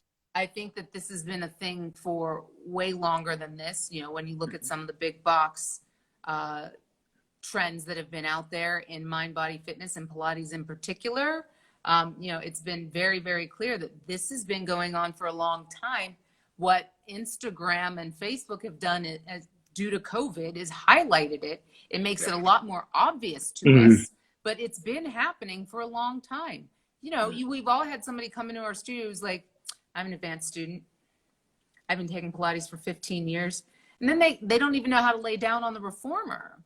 So that is a big thing, and it's a problem. And I agree, but I think if we were to find a way to find equity in creating a standard, then I think it would be a good thing. Now, Martin Phils, I have so enjoyed having you here. We have, but our other friend is here, and I want to say hello to her as well. So thank you for playing in our sandbox and giving us a lot of points to ponder here. Thank you. You're very, very welcome, everybody. We'll see ya. Bye. Bye. And next, now listen here, peeps. I am bringing on, as I call her when I'm talking to Glenn, Kim Carruthers, Pilates teacher to the stars, because she has a lot of stars in her arsenal. But, and the reason why I say that is because, in talking, like we just were talking to Martin about, the potential corruption of our work by this whole fame platform, this is a person who has been killing it in Pilates land since before the lawsuit. She has been in the trenches, and you don't see her out here, I don't want to say corrupting the work, but that's the word I'm going to use. Where did she go? She was just here, but she was in the queue. I don't know what's happening here. Kim, if you are on your laptop, it's not going to work. You're going to need to be on your iPad or iPhone. In the meantime, Martin Reid. So I think you had a really good point about when you standardize, you have great potential to leave out a certain group or perspective, whatever. How do you think that this industry can come to consensus. And again, other industries have managed to do this, and no one has died. But in Pilates, I'm not sure that there won't be bloodshed if we actually come to an adequate well, that's consensus. even before I answer that. One, how do we define consensus? And two, how do we know there wasn't bloodshed? Right? I mean, whether we're looking at a college of doctors or a college of teachers or a college of nurses or architects or whatever, I'm sure at some point when whoever came up with the idea to make an institution out of it, the person who came up with the idea was probably painted as a villain for trying to control the industry. And Sure. right, like I mean, like that's just standard for it. I can't remember the name of the show I watched on Netflix, but there was someone who was trying to do that with maple syrup. And I think it was called Money, whatever. And they did like this documentary, and they went through the Volkswagen Diesel Gate thing, and then pharma scandal, and then it went to this maple syrup scandal where these guys in Quebec were trying to standardize maple syrup production because everyone had a farm and everyone had these trees, and they tried to standardize it, and it became this big, huge fight between people who had met the industry standard and those who didn't. And it ends up with there being this massive heist because they tried to stockpile maple syrup and make it so that people could, have one central store so there wouldn't be a shortage of maple syrup, and they could standardize how it's made and all these different things. And Hi, guys. hey, Kim. Hi, Kim. Welcome. Hi. We're learning about maple syrup. Go ahead. Maple syrup. Yes. Yeah. So the end of the story, this is so Canadiana, I know. At the end of the story, they end up doing this heist, and they stole all the maple syrup and replaced all the maple syrup with water in these cans. And they found out that someone had stolen thousands and thousands of cans of maple syrup. So the point I'm making is that someone tried to standardize an industry, and it got pushed back from every corner, and it ended up being a heist and just a complete sabotage in the end. And I can't say that I don't see this going that way. I mean, it kind of already has. I was going to say, I can't say that. Right. But, okay. Is the intention, okay. I'm not even going to try to hide it. In terms of the PMA, it was not their intention when I was a board member. That was not their intention. And that's just honest. And so when you go in and you're like, oh yeah, okay, they made some mistakes, but this is what they're saying they want. So, okay, I'm all in. Like they're saying, it's not what they wanted. And so I agree with you from that perspective, Martin, that it could go to hell in a handbasket. There are people who get to be a part of an organization like that because it doesn't cost them anything. It doesn't cost them anything psychologically. It doesn't cost them anything emotionally. There are people who didn't even pause. They were just like, oh, there's like some stuff going on over at that PMA. They didn't change. They didn't stop being members. And then they would just be like, oh, I hope things get better. What a privileged place to sit in. And then there were people who did take a stand, but they didn't, in my opinion, they didn't continue to take the stand. Now in the flux, people are opening their mouths, and there's a lot of, just stuff coming out, and people get to say a lot of stuff without actually having experiencing it. And because the PMA, in my opinion, this is my opinion, because they won't get their stuff together and just say, this is what it is, it leaves lots of cracks and windows open for people to say a lot of stuff that I think pushes them more towards their demise. Well, Can I say something on that? sure. No. I think that we have, so I just fully ignored your no there, Nikki. I mean, what? I've being in Canada, being here, not seeing the value of the PMA in the first place. I don't give them the respect as an authority on the industry. I look at Kim right here on the screen as more of an authority in this Pilates space from her experience and her lived experience and the way she's handled her business more than the whole industry. So if people were, I don't know how to even put this, but like, I just don't put that much in that investment in the PMA as an industry. Like, whereas in the US, you guys are looking at like, okay, this is a standard, and how can I even put it? I'm No, lost I words because understand exactly what you're it keeps saying. circling back to them as the authority who are supposed to save us. And like, there's individuals who figured out how to do this and how to impact their community and can scale that out if they really wanted to. I don't think it's about saving anybody, though. What I think it's about is, again, in order to establish legitimacy, in order to be seen as like the rest of fitness. In fitness, you have to have something behind you that comes from an accredited organization. And so, yeah, Everly's like, they were merged at the time. And I think it comes down to the NPCP.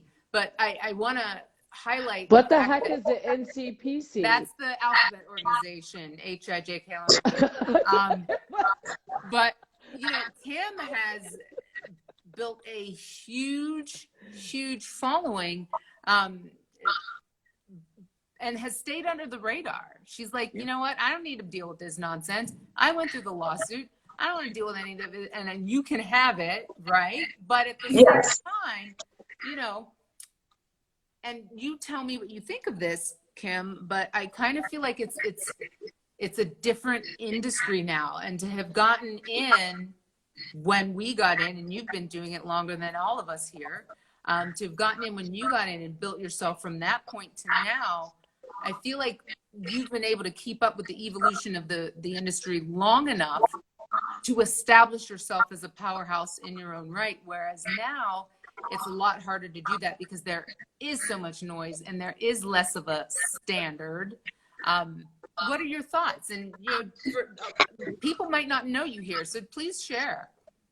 Yeah, so first let me just address my thoughts on that, because it's something I talk about often. Definitely 25 years ago when I got my start, it was a completely different industry. There was no social media. I couldn't just fake my skills and or my talent and or just build a platform and now I can consider myself a teacher. At that time, you had to really, really put in the work. No gyration was allowed, right? Yeah. And so for me, I find it sometimes annoying and quite challenging because, like you were saying before, even if we discuss the PMA and things of that sort, or what Martin was saying, I never went that route. I didn't feel as though that it was something that I felt like I wanted to be a part of. But at the same time, people have come to me over the years to say, well, you have a blueprint that you figured out. Why is it that they never came to you to figure out how to help other people? Because it's simple. It really is. It's not that simple, but it is a blueprint. And you kind of figure out how to do it without the assistance of a big organization behind you. So you have to start asking yourself, why is that? And at that time, of course, when I was doing this, I was representing people that looked like me, but there was not many people in the industry that looked like me, And so now we have this whole world of, I call it like Pilates is like, or owning a Pilates studio or being a Pilates instructor is almost like a 7-Eleven. You can open up a Pilates studio and they're everywhere. They're on every corner, or they're this, that, and the other. And I mean, they might be better if they had slushy machines, I'm just saying. Yeah, and it literally has come to that. So for us that are like in this work, that do this work, that live this work, that believe in this work, it's very, very hard to establish yourself and or to teach people or show people that you really have the goods, or you really know what you're doing, and how do you differentiate who you are based upon what everyone thinks the industry is now, you know? Yeah. And so for me, it's a bit of a challenge because I find that people don't understand, one, the Pilates community we're a very, very small group in a big pond, right? It's already small. And now it's being described and or developed, or people think of it as, you know, you have to be social media famous to get any recognition. Right. And like you said before, shame on these big organizations, but also too, the pandemic also allowed that to happen, right? Because we're spending way much more time focused on these types of platforms. And people have figured out it's also a lucrative business. It's a way that I can also make a lot of money doing this, and it doesn't require much. So nowadays, because I often say, are you a teacher or you're a Pilates instructor? Because you do know that those are two different things. Right. You know, and to be a teacher, that requires a whole nother level of training, understanding, experience, and things of that sort. But I could do a weekend seminar and become a Pilates instructor. Right. And that means I'm just instructing you through the exercises, and that doesn't mean that I understand them, know how to do them, understand the purpose, and or even design a program that will like help Pilates you. step aerobics. Basically, yes. And so, you know, it's all those different things. So for myself, I have a different outlook on it because of my original purpose when I first started teaching. Of course, after 25 years or so, it changes. Right. You know, so back then it was just like you're trying to open these doors and push these doors down and do all these different things because there's no one like you doing it, you know. Now I have the purpose of, one, helping other people, you know, but also two, still sticking to some type of, you know, I hate to get in the whole like classical versus contemporary or this, that, and the other, but I totally believe in that we have to have something that is still pure. You know? Virgin Pilates. Yeah, it fits, you know? And I do believe in that. So I believe there's a way to do all of that. So does that come with fluffers? Stop it. No, there's no fluffers in Virgin Pilates. It's just the fuzzies. Oh, wait. I got to throw this out to you guys. I'm not going to expand upon it because we're on a serious subject. But my friend Chella sent me today an article in, it was on BuzzFeed, but it was about soaking. Please I implore elaborate. you to go find this. Soaking? Yes. Chella, are you still on here, Chella? Can you put a link to that, Chella? Yes. I want you to explore and expand. It's something that happens in Utah. And No, see, that's weird. this is the very first thing I heard this morning after I took my son to the bus stop at 6:28. You know what a fluffer is, And I Misty. just must, Everly, see, we can't go down that hole. I will PM you. Okay, I'll just, no. Okay, just put it in the comments. But anyway, Burn yeah, no, I agree. peppers. The landscape, it's changing at such a rapid pace at this point. You know, when I opened my first studio, even, it was so different from where it is now. And in a year after, hopefully, this COVIDness is gone, it's going to be vastly different even then. So, you know, I think it's really hard, especially for newbies getting into this and feeling potentially alienated and then feeling like their training is questionable, or maybe not even realizing that their training is questionable. You know, how do they work through the noise? Right. You know, my frustration with this is, I have to say, like, I remember because Kim, when we had our core conversations and we were talking, and I was just amazed at the connections you made with corporate and how you have people supporting your all of your different programs and how you've been doing it and who you've been trained by. And there's a sense of like, where have you been? Because you're just this gem, like you're just this piece of knowledge and wisdom and experience that is kind of just below the surface of this Pilates hype that's out there. And I just feel like I just forever giving Black women their flowers these days, because all of you are out here doing such great work. And if people would just stop with the foolishness and stop with the distractions and just listen to their friendly neighborhood black woman, they might figure out what's going on in this world.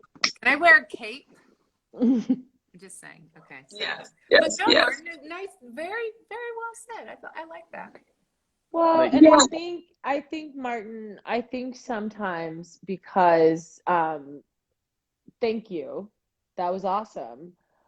But it is also exhausting because you can't just be good at something because then sometimes your own people are like, "Can I get the hookup?" And you're like, "No, but you can't get the hookup because."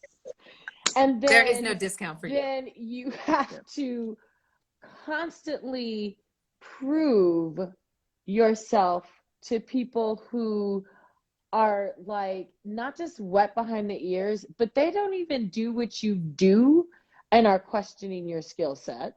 right. And Exactly. then all hell will break loose. And then there's a pandemic and they'll be like, "Oh my gosh, can you comfort me?" And you're like, "Yeah, no, because there is a weight on the shoulders of Black women." Mhm. Kim's position, Kim to me, she's just like, "Yeah, I got my Harry Potter like invisible cloak on. I'm here, Mhm. but I'm gonna control what goes on in this space." Right. And you know, Yep. a lot of the stuff I wouldn't wish what I experienced last year on anyone or Mhm. anything. And the fact that nobody else, I would never want Misty and Kim to ever experience that. Well, if it were Misty, we probably wouldn't be here because Yeah. she'd have blown. Okay, We'd so be in jail. before that point gets lost, two things. One, for those of you in the chat, can you take a quick screenshot and put it on your comment section that this is happening right now? First of all, that would be great. And second of all, what you're saying about it being exhausting is my point exactly about the frustrating part about it. Because it's exhausting because you're not being invited. It's exhausting because you're having to shout over the noise. You're having to accommodate stupid questions. You're having to like stroke poor egos. When you're invited, that's a different thing. Yes, and Martin, exactly what you said, because when people ask me, I often say, I wasn't invited by the Pilates community, but I was invited by the fitness and wellness community. Right. Yeah. And that's what made the difference. So for me, I always felt shame on them. Right. You know, I didn't feel like I was going to make you see me because I know you already know who I am because it's not possible that you don't. But for Right. whatever your reason, I wasn't invited. And I never needed it. So, you know, maybe I did and maybe I didn't, but I didn't. So I didn't go and beg. You know, I wasn't doing the pick me routine or the cheer. Right, Please for sure. pick me. Yeah. You know? Yeah. You don't need to. But that's what makes us tired is Wait, that there's there's a a lot of us that are routine? out there doing that. Yeah, Right? there's a whole thing. Yeah. I'm here. You know, Yeah. please pick me. I just didn't want to do that, you know? But Right. so That's is this exactly what ThoughtFLOW looks like when I'm on mute doing something else. And these girls in the background are doing this the whole time. I'm like, I don't know what they're There's talking a about, lot of arm waving in but ThoughtFLOW at it's all like times. Elmo conferences It's true. in the corner. It's true. Anyway. So the thing that I think is interesting though is that I mean, you know, the culmination of experience, you know, I'm gonna take you out of this just for a hot second, Martini. You know, the three Black women sitting on here, you know, it's like I feel like it's like decades of experience, right? But Right. what about our young teachers? And what about the other influences that they are subjected to, whether good or bad? Because you have people out in our community who are saying blah, blah, blah, blah, blah, blah, blah. Don't When do you this. Don't take that opportunity. don't, Blah, blah, right. blah. Or this means this, or this means that. And it's like, Yeah. you know, we are formidable in our presence, but we're also not. Well, I don't know about Kim and Misty, but you know, I'm only like 25. But no, but seriously, we're not baby teachers. And we Right. are teachers. And oh my goodness, good googly moogly, thank you for making that distinction, Kim. We are teachers. Yes. And so we're not fledglings out there wondering where to go and what to do, but we have to, bye Everly, thank you. But we have to think about, I guess I feel like I have an ownership to younger teachers who are looking for that space, looking for that path, even just the information, because your path is your path. Whatever you choose to do, it's how you choose to do it. But I can give you some information. I can maybe slip you a Post-it note, because there is a lot of noise up here. There's some people who are really loud, and what they're saying is not so good. Just going to be real, just going to be honest. Yes, Right. yes. Now, at the same time, much like your kids at home, you give them a compass, you send them out in the world, and you hope that they have the tools to recognize what truth is. There's going to be so many voices that are competing out there in those social media streets. So many voices are competing in whatever space when it comes to Pilates. The people that we have an influence on, we have to influence them so that they can hear our voice, but also know how to discern truth for themselves. Yes. I give my kids battle axes, Martin. What? Sounds like a bad idea. So that's what I'm saying. So what happens is that there's other voices out there that are saying things. They can say things as long as people recognize that what they're saying is their opinion. It is not truth. Well, but Yes. isn't that the challenge when those people are saying it is their opinion and they are the all-encompassing voice for all people? But And, that's the part that's not truth. Well, correct, but But they're given legitimacy when they appear in certain atmospheres and certain cosmoses. yeah, well, and again, adjacency is everything, right? Yes. You don't have to be famous, but if you are standing next to the famous person when it's time to get into the club, you might be able to slide in with them. You know what I mean? It's that kind of thing. And so, when you're sliding in and making it look like you're bigger than who you are, then again, you become an influencer when you probably shouldn't be. Right. And you can't stop that, but you can't arm people with the knowledge to discern who is imposter, who is pretending, who is just flexing or whatever they're doing to make themselves look like they're an authority in a space when the reality is that they're just another voice in their space, and you need to choose which voice you're going to listen to. Absolutely. So, Kim has, I just have to give you a little bit more praise for this, because Kim just recently, maybe it's not recent by now, beginning of the summer, right? Created this new app, which is fantastic. And, in this place of what a lot of people would say about the industry, saturation, Kim comes out with a new app that's doing great. And, I think it's great because she did it, but there's very strategic reasons why it's great. Kim, do you want to share any of that with our friends? Just because I think that, it's really important to know that you can do this on your own. Now, she's got 25 years behind her, but you can do it on your own in a way that still has integrity. You don't have to be putting out all your content free on the gram and, hoping beyond hope that one of your 10,000 followers that never gives you a dime might one day buy something from you. So, Kim, I'd love for you to share that in mind. Put the app in the comment section too, please, just so people can find it. Mm-hmm. Okay, yeah. Awesome. So as Misty knows, it drives me insane. I have a whole, I don't know, it's like at night, it drives me insane that people teach on Instagram for free. She starts to flatten her hair like this. Yeah, I'm like, It's I wish that I could teach you a workshop, that there should be, and those are the things about when you're a younger teacher, you don't know, and all these different things, is that it looks good. I always say, it's like, when you're social media happy, but not happy in real life. That's how I feel about when people teach on Instagram. It's like, I'm teaching, but it also says to me, you're not that busy. Yeah. And also I understand that it's very difficult to really make the money that it appears that you're making. And at the end of the day, who are you really reaching and who's supporting you in that way? you know? Chat. And so for me, I just cringe. And people ask me all the time, why don't you post videos of yourself teaching? And I'm like, because I actually have clients and I'm busy and I'm running Because this you're studio. actually teaching. I'm actually teaching, you Right. know? And that's very difficult and it's hard to keep up with, you know, just all these things. And so everybody knows that when I see someone teaching on Instagram, it's a daily, you teach every day, hours. You just taught a whole math class in 5 videos. I mean, so for me, this is where the app comes about. It's like I can tease you with 1 minute of movement, which then says you want to see more or you want to learn more and all those different things. And so I had done a one live workout, and within that one live workout, I think 600 people worked out with me, which I would have never thought, like, whoa, you know.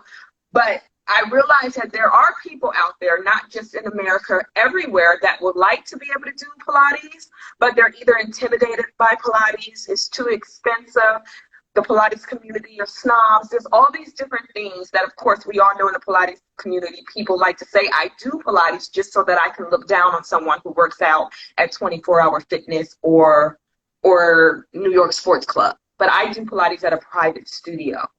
And so that's the whole thing, you know? And so for me, I wanted to be able to create an app that made people feel safe in their own space, you know? I'm doing the exercises with you at my home as well, and we're kind of all in this together. But also too, I wanted to create something that was like fun and exciting and different than what you would normally see, because of course people who've never done Pilates before automatically are intimidated, or they're like, oh no, this is boring, it's slow, because of course as teachers I have to teach you all the way back to the beginning and all those kind of things. And I feel like for me it's enough of that out there, you know what I mean? Yep. We can all go and find material on how to do the 100, the hundreds, or the leg circles or rolling like a ball properly, right? And that is not going to get more people, since we're such a small group, to want to get involved in Pilates. And I think that's what a lot of these organizations, like the alphabet organizations, have made their mistake. You can get people involved that just love to move and understand the benefits of movement, and then we can take them back slowly but surely to get the proper foundation and the technique and principles and all those kind of things. But first, we have to make a product that people at least want to try. Right. You know? And so in the app, I make it fun. It's a flow. It's not just like breaking down all the exercise. I'm doing them with you. You're getting a great workout, and it's kind of my way of tricking you into you are learning Pilates at the same time, you know? And as the series goes on, then you'll see I start going back and breaking down the exercise that I didn't even break it down the first time, you know? And so it was just my way of doing that, and I knew it hadn't been done, and it hadn't been done by someone who looks like us, you know? Mm-hmm. And it's important to start doing those types of things because we don't have representation. Mm-hmm. And if we don't represent ourselves, then no one else is going to do it. Because like Misty said, I've been here for a really long time. And with the PMA, I'll call their name, PMA, this, that, and the other, way before that board and all that, like 2007, 2005, I actually did do things with the PMA, you know? And a lot of people don't know that, but it actually was under a different direction at that time, you know? And so once that direction went in another direction, for me, it was just not a space I felt that I belonged in or felt comfortable with being used by the organization, you know, because I knew that at that time I would have been the face that they are going to use to make it seem like they care for people that look like us. And they don't. And all these years later, they still don't, you know? So I'm sorry, Kim. I just want to interrupt. Like, I think it's just that, like, that's mind blowing to me, because that's very similar to my experience. Mm-hmm. People saw who I was affiliated with when I was going to the PMA, and it, you know, rinse, wash, repeat. Yes. And so your value, like, they're not even looking at your value. They're not, you know, as a Black woman, that's not how you're being viewed. That's not how you're being seen. And I do say as a Black woman, because there seems to be quite a few people on tonight. Thanks everyone for joining us. Thank you so much for joining us. It is very different because Black men in fitness, dance, in movement communities, they hold a different space. They do. Oh yeah. Yeah. You know, Absolutely. and so We're a novelty, we're a standard, we're You have whatever. Like, muscles. right, You're exactly. definitely Whatever. celebrated in a different way. Right. yes. Well said.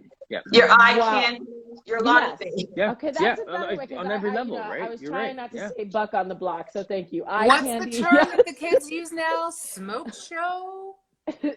I mean, I think Yeah. it's a really funny term. And I was like, what is that? And that shows you how old I am. The end. These are all things that we contend with in Black, brown communities. And so if we're not careful, we're pitted against each other, whether Yes. intentionally or unintentionally. And that's a whole other thing, because oftentimes in certain spaces, you know, one is enough, you know. And Absolutely. so Yes. so when we're talking about you know, Misty and I speak about diversity quite often on ThoughtFLOW. We speak about it from the perspective of, you know, how to invite people into your spaces, and not just from a racial perspective. This could be size, this could be race, this could be sexual orientation, this could be gender, this could be whatever, right? Having these conversations is important. And I think it's, you know, it's hella awesome for someone like him to be on ThoughtFLOW, because, you Thank know, you. she I'm happy to didn't be here. have to be in the spotlight and, you know, dancing on stage with Beyonce. She might have danced on stage with Beyonce, but she didn't have to be that. She's still incredibly successful, and she's doing it on her terms. And so Yeah. for new teachers, baby teachers, and especially Black, brown teachers, that's going to be the same for Misty. That's going to be the same for Nikki. Although, you know, I like to run amok. That's going to be the same for Martin. It's really going to be the same for all of us. And so when Martin speaks about learning and listening to what is someone's opinion versus what actually is, that is important. And there are people here tonight who have some good information. And information for you to then make informed decisions for yourself, versus a lot of the jargon, rhetoric, random BS flying out of people's mouths. Listen to your gut, walk around, go on people's websites, not on their Instagram so much, but go on people's websites, see, because it's a thing, teaching for free. And it's like, yeah, that just didn't work for the electro company when they wanted me to pay my bill. Right. Check It's so easy. And because of the world that we live in, that's what is considered success. You know, actually, people are hired in all fields. And even in the fitness world, you get these jobs or the representation, or I'm going to be the face of, say, for example, for Nike or this, that, and the other. And the first thing they say is, how many Instagram followers do you have? Yep. So then you got the young people, like, all I need is to work on my followers. So if I post videos every day, then I'm going to get that attention, the attention that I feel that I need. And unfortunately, this community is now saturated with people who need attention. Yes. And when you need a lot of attention, then this is what happens. And it's unfortunate. And I feel like, get the attention the right way, actually do the work, you know, that is required. But no one wants to do that. And unfortunately, we are definitely, everything is about what we see. Because I can often say, I don't have a lot of followers. I tell people, I'll send you my bio, or go Google, or, you know, all these different things. They don't do that anymore. You know what I mean? And so, and you know, Misty and I have this conversation as well all the time. Like, Misty and I just had the conversation about the list. Remember, we talked about the list of 8 instructors. You know, it's all these things that people don't know that really exist, and that make a difference in how your career is going to go anyway. You know what I mean? Exactly. My friend Alpha Point Royalty there, Travis, he said, unfortunately, society doesn't like hard work. think about your generation too, right? Kim, like when you were getting your Pilates certification, people would be like flying across the country to spend, 4 days in a row, getting on a train to go to a studio to do a bell to bell to leave and then fly back home to take care of your young child. People put in work to get Yeah. here. Because it And adds so much value. You want So it you yes. so appreciate the bad. value of it. And And you that forgot value the is increased. part of, and you forgot the part that you didn't make any money at that time as No, and well. you spit money. You spent money, but you didn't make You money. didn't make any money. It's Right. like, oh, and and I tell this to younger instructors all the time, like we even back then had to do, I think I had to do like a 2-year apprenticeship. So it's like I'm certified, but I still have to work here for 2 whole years. And I just did 600 hours of training that took forever Right. because I also wasn't making any money. So people don't understand those things, what were required. And then you have to go work for a physical therapist to get a whole nother. So it's all these different things. So now you see, like, when I talk to younger teachers and they say, I didn't learn that exercise in my workshop, and I don't know, I'm like, how? Because if you learn nothing else, these are the basics. How But they're are you? being taught choreographies, and everybody is trying to do Oh, it. that is another, that's another Everyone, 7-hour That's a but also, conversation. like what whole, you just yeah. described, Kim, like literally, like that was my life. Like people would be like, didn't you just do a training? And I'm like, I did. I'm like, this is still a part of it. And then I'm dancing, and then I have rehearsal, and I have a Yeah, show.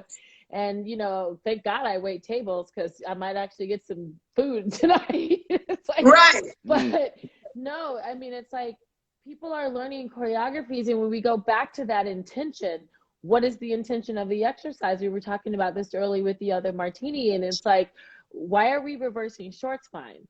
Can we just do a proper articulation of the spine? Can we learn that first? Can we understand why you do short spine? Because it's part of the spinals. People are not learning the intention of the work. And Yes. instead, they're learning don't forget, then we add props, right? Because we haven't learned the foundation. So we don't know Annie, how I to take thought it you were apart. leaving. What was, oh yeah, right? I thought you left. We don't know how to take it apart and put it back together. So now you are on a reformer with a box on it and a Bosu jumping, playing Stairway to Heaven. And, when all of these things are happening, meanwhile, then you go to take a class somewhere else and you can't even name the exercise because there are no exercises with boxes and Bosus. They're not. But There's traffic none. flash Pilates, that's what happens. You have to Yeah. have the foundation. Heck it, trashy. Exactly. We're always still talking. That is the key word, foundation. And even myself, I say all the time, it's nice to go in the studio sometimes and just play around with movement and all these different things. And even when I do that, I have a foundation. Like I was talking to Misty not long ago, maybe a week ago or something. I can't remember what it was, but I was exhausted. I had filmed something, whatever it was, I was exhausted. Oh. And what was really great for me, even after all these years of teaching, I was able to go and teach, and I was able to just dig all of these exercises out of my ass. That was like, I always call it like Pilates 101. I went all the way back to the Return. and I didn't even know how I did that. And I was able to teach, I think, the whole advanced reformer, like back how I learned it in school 20 something years ago, And I was so like, oh my goodness, I hadn't taught some of those in forever, but it was still there. Yep. So no matter, that's why you have to, it's just like if you're a dancer, at the end of the day, when I can't dance anymore, I know how to do a good plie, because that's where I started. Right. And so when all else fails, I can dig out those old exercises and remember them like nothing because it's my foundation, and that's still important to me. So even when I'm playing around with movement and changing it up and doing different things just because I can, that doesn't mean that I can't just stick to the classics as well, which is so important. And I notice a lot of teachers, they can't. And so it's, in the middle of the night, I'm always scrolling just like the rest of us. And all this Pilates stuff just pops up and I have to keep DMing. Like, because I can't believe it. Like, what was that? Sometimes I can look at stuff and figure out. And sometimes I can look at there stuff. is some hot chicken mess. Yeah, and you guys know when we're looking at movement or Pilates stuff, you can look at it and tell where that came from. You're like, okay, I see where it came from and I understand why they thought that was fun to do. But some of the stuff is absolutely not. It's just not Pilates at all. And It's like you, Walmart. you said something very important. You said, I can go back to where I went to school. I can go back to that moment in time based on what I was learning. You're digging deep. You got like, you know, hella ancestors standing behind you. These are people standing there with, you know, like freaking, you know, a dog and a chipmunk talking about, I'm gonna make this up, and and you're like, no. Yeah. What is the origin story of that? Where are you getting that from? It just looks good. It looks Marvel good on Comics. Instagram. I mean, it shouldn't be something that can only happen in a drawing. Like that should not be happening. Yeah, I saw this this thing with this woman going upside down the other day. Yeah, I probably sent it to yes, you because it's the one you sent me. And you know, at the end of the day, if we're really client-centered teachers, and I'm not saying that you can't have fun, and I'm not saying that you shouldn't explore, but like when you're on social media, you should say, you know, just Where's your disclaimer? I farted Exactly. this exercise out. I had nothing else to do, and this is what happened. And this is not Pilates. I shouldn't save it under hashtag Pilates. I should call it what it is, which is my own Frankenstein creation. Isn't it super fabulous? And like, Which is allowed if you label it. And it's allowed, and totally understand. And you know, I want to get on this whole subject because that does not mean that then we're the Pilates police. Let's just be clear. Thank you. Yes. Yeah, I want that to say shit that. is ridiculous. You know, Pilates Because police. Ugh. that doesn't mean that I'm being a Pilates police or I'm being a Pilates snob. What we're saying is we have to keep something pure. We do, because otherwise, in 10 years from now, are we going to still be, is Pilates going to exist? Well, at the end of the day, it's a method that it was created by a dude named Joe Pilates. It wasn't created by exercise I shat out of my ass last week. You know, at the end of the day, if we're protecting, like Alpha Crown like Royalty says, if we're protecting this work, if the work has value, we have to know what the work is, where it came from, that it was created by a man, and that man was a real person, and know our history and preserve it. And then from there, you can move on and do all of the crazy stuff and say, I'm able to levitate over a Cadillac with one eyebrow attached to my low back because of the foundation that I got from Pilates. Exactly. You always give homage. You always cite the source. Yeah, that's why I say, no, this is when people ask, no, this is Kim Pilates. This is a little Kim and it's a little Joe. And I just put it all together. I'm going to be honest. Yeah, that's labels. And it's okay, because I even think that the earlier generation teachers did that as well, but they all still had a foundation. They all had, basically the house can't stand on anything else, you know? No, you can't start building it on the second floor or the third floor. You can't be like, I'm already on the roof. Right. You know, Allie Green and I were talking the other night, and she was talking about, you know, the people that are like, yeah, and I'm going to teach you this variation. And, you know, I was looking into a reflective pool, and then I saw a unicorn, and that unicorn bestowed upon me this exercise rather than just, you know, giving attribution where it's due. I think that's another big problem in this business. Like, if you're going to see something on IG or wherever it is, and it's not straight up Pilates, you know, you pinched it, own it. You know, there's fun around that, I think. You know, I learned this from Kim Pilates. Kim Pilates had me doing some crazy shit the other day, and that's great, and I like it. Right, and just call it that. And it doesn't mean that we're policing, because we're only policing what should be pure. But other than that, you know, when someone says it doesn't have to look like how it looks when you do it, yes, Pilates exercise all manifests differently on different bodies. It does. It's for everybody. It looks different. How it looks on me is not how it's going to look on you. But that doesn't have anything to do with you changing the foundation. So, or changing the exercise. It's fine to do your own things, but just don't say that I'm teaching just Pilates. Then it's Right. fine. Right. Well, and Because I think definitely it's going to look different. It doesn't mean, because I also get annoyed when people say the different body, black bodies are different when you, I mean, that's a whole nother thing that I don't understand either. But it does appear what you see visually might look completely different on any of us. Right. But it doesn't mean that it's not the same thing. And it's okay that it's not the same. Yeah. But at least where we're coming from is the same. Right. the other thing too is it's not that we're not policing Pilates. Pilates is a system of functional movement. Right. There is no new movement. Right. This is Joe's version on it, and I completely respect that. But That's the a great reality point. of it is there is no new movement, whether on purpose or whether by happenstance. All movement has been done. Did you Right. fall And up the so- stairs the other day? Because Always. I'm pretty certain I did a new movement as I flew through the air before I hit the ground. I'm just Yeah, you can't. But people teach or instruct, I'm a movement snob for sure.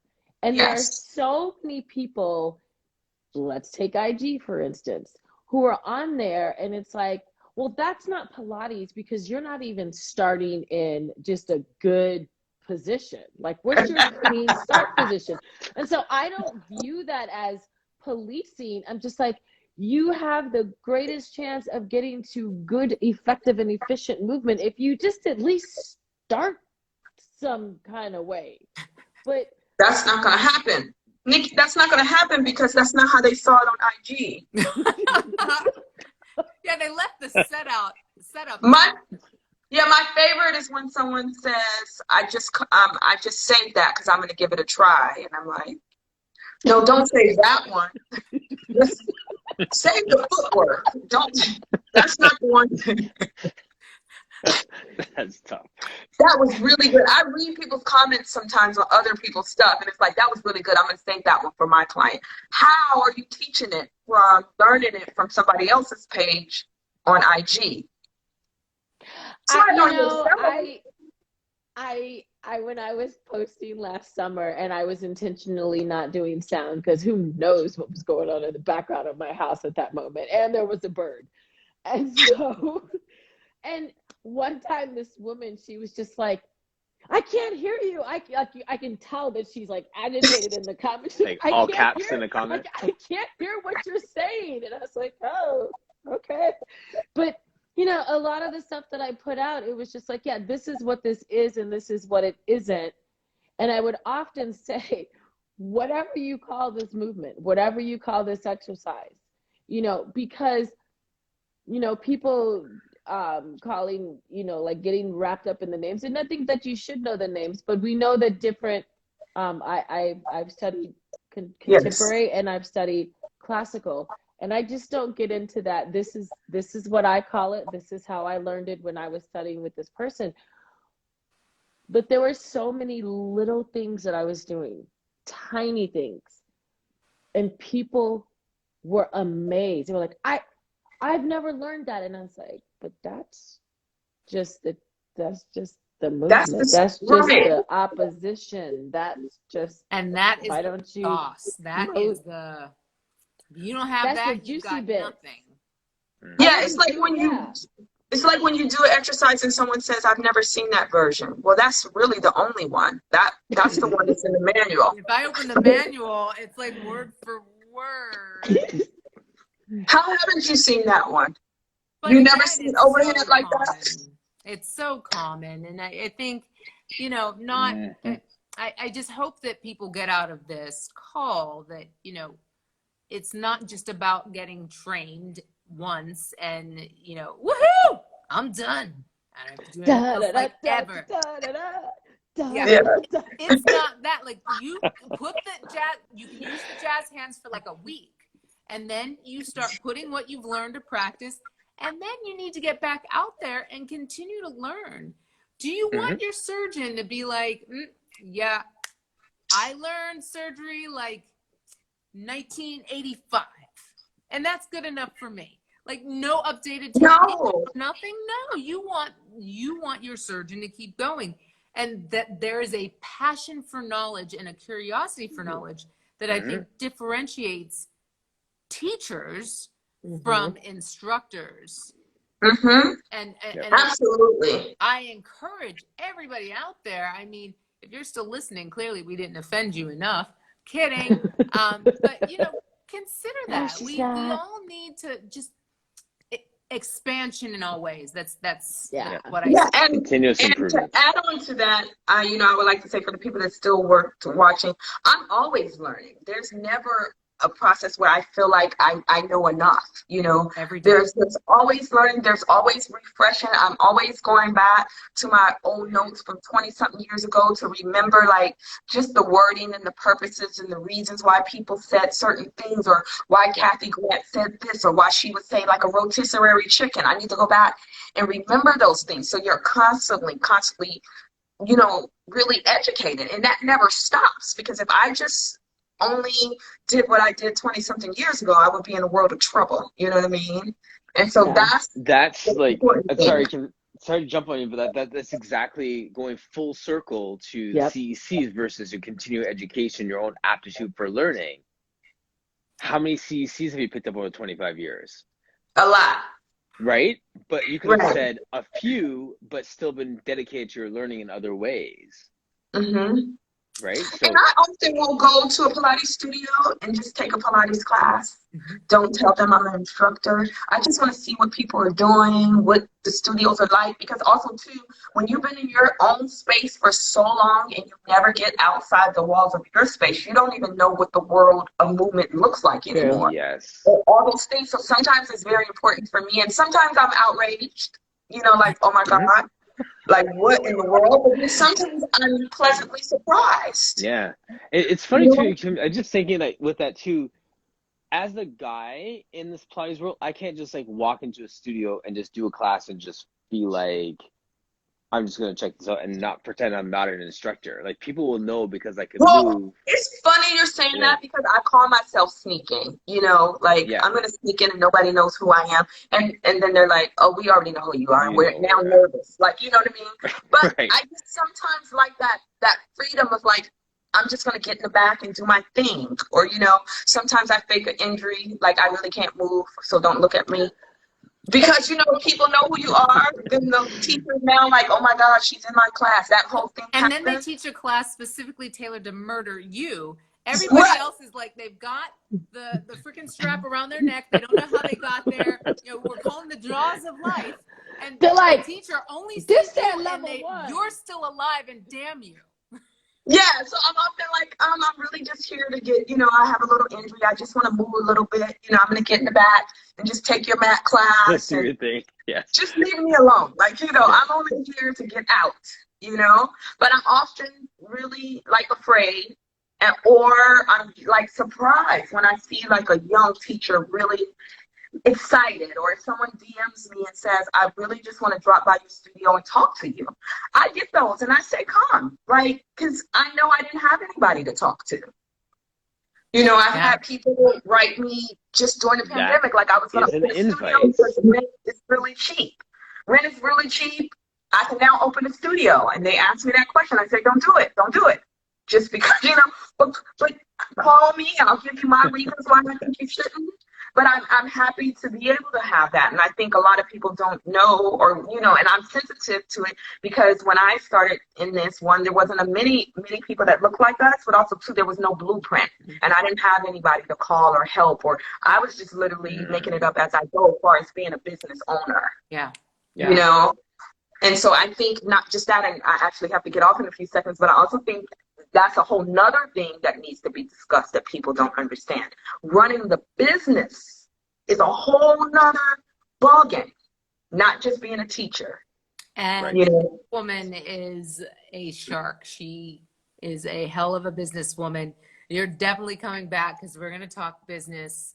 And yes. Yeah, and it's not going to be 2 hours. I've been eyeballing this bag of Lay's right over there for like the past 20 minutes.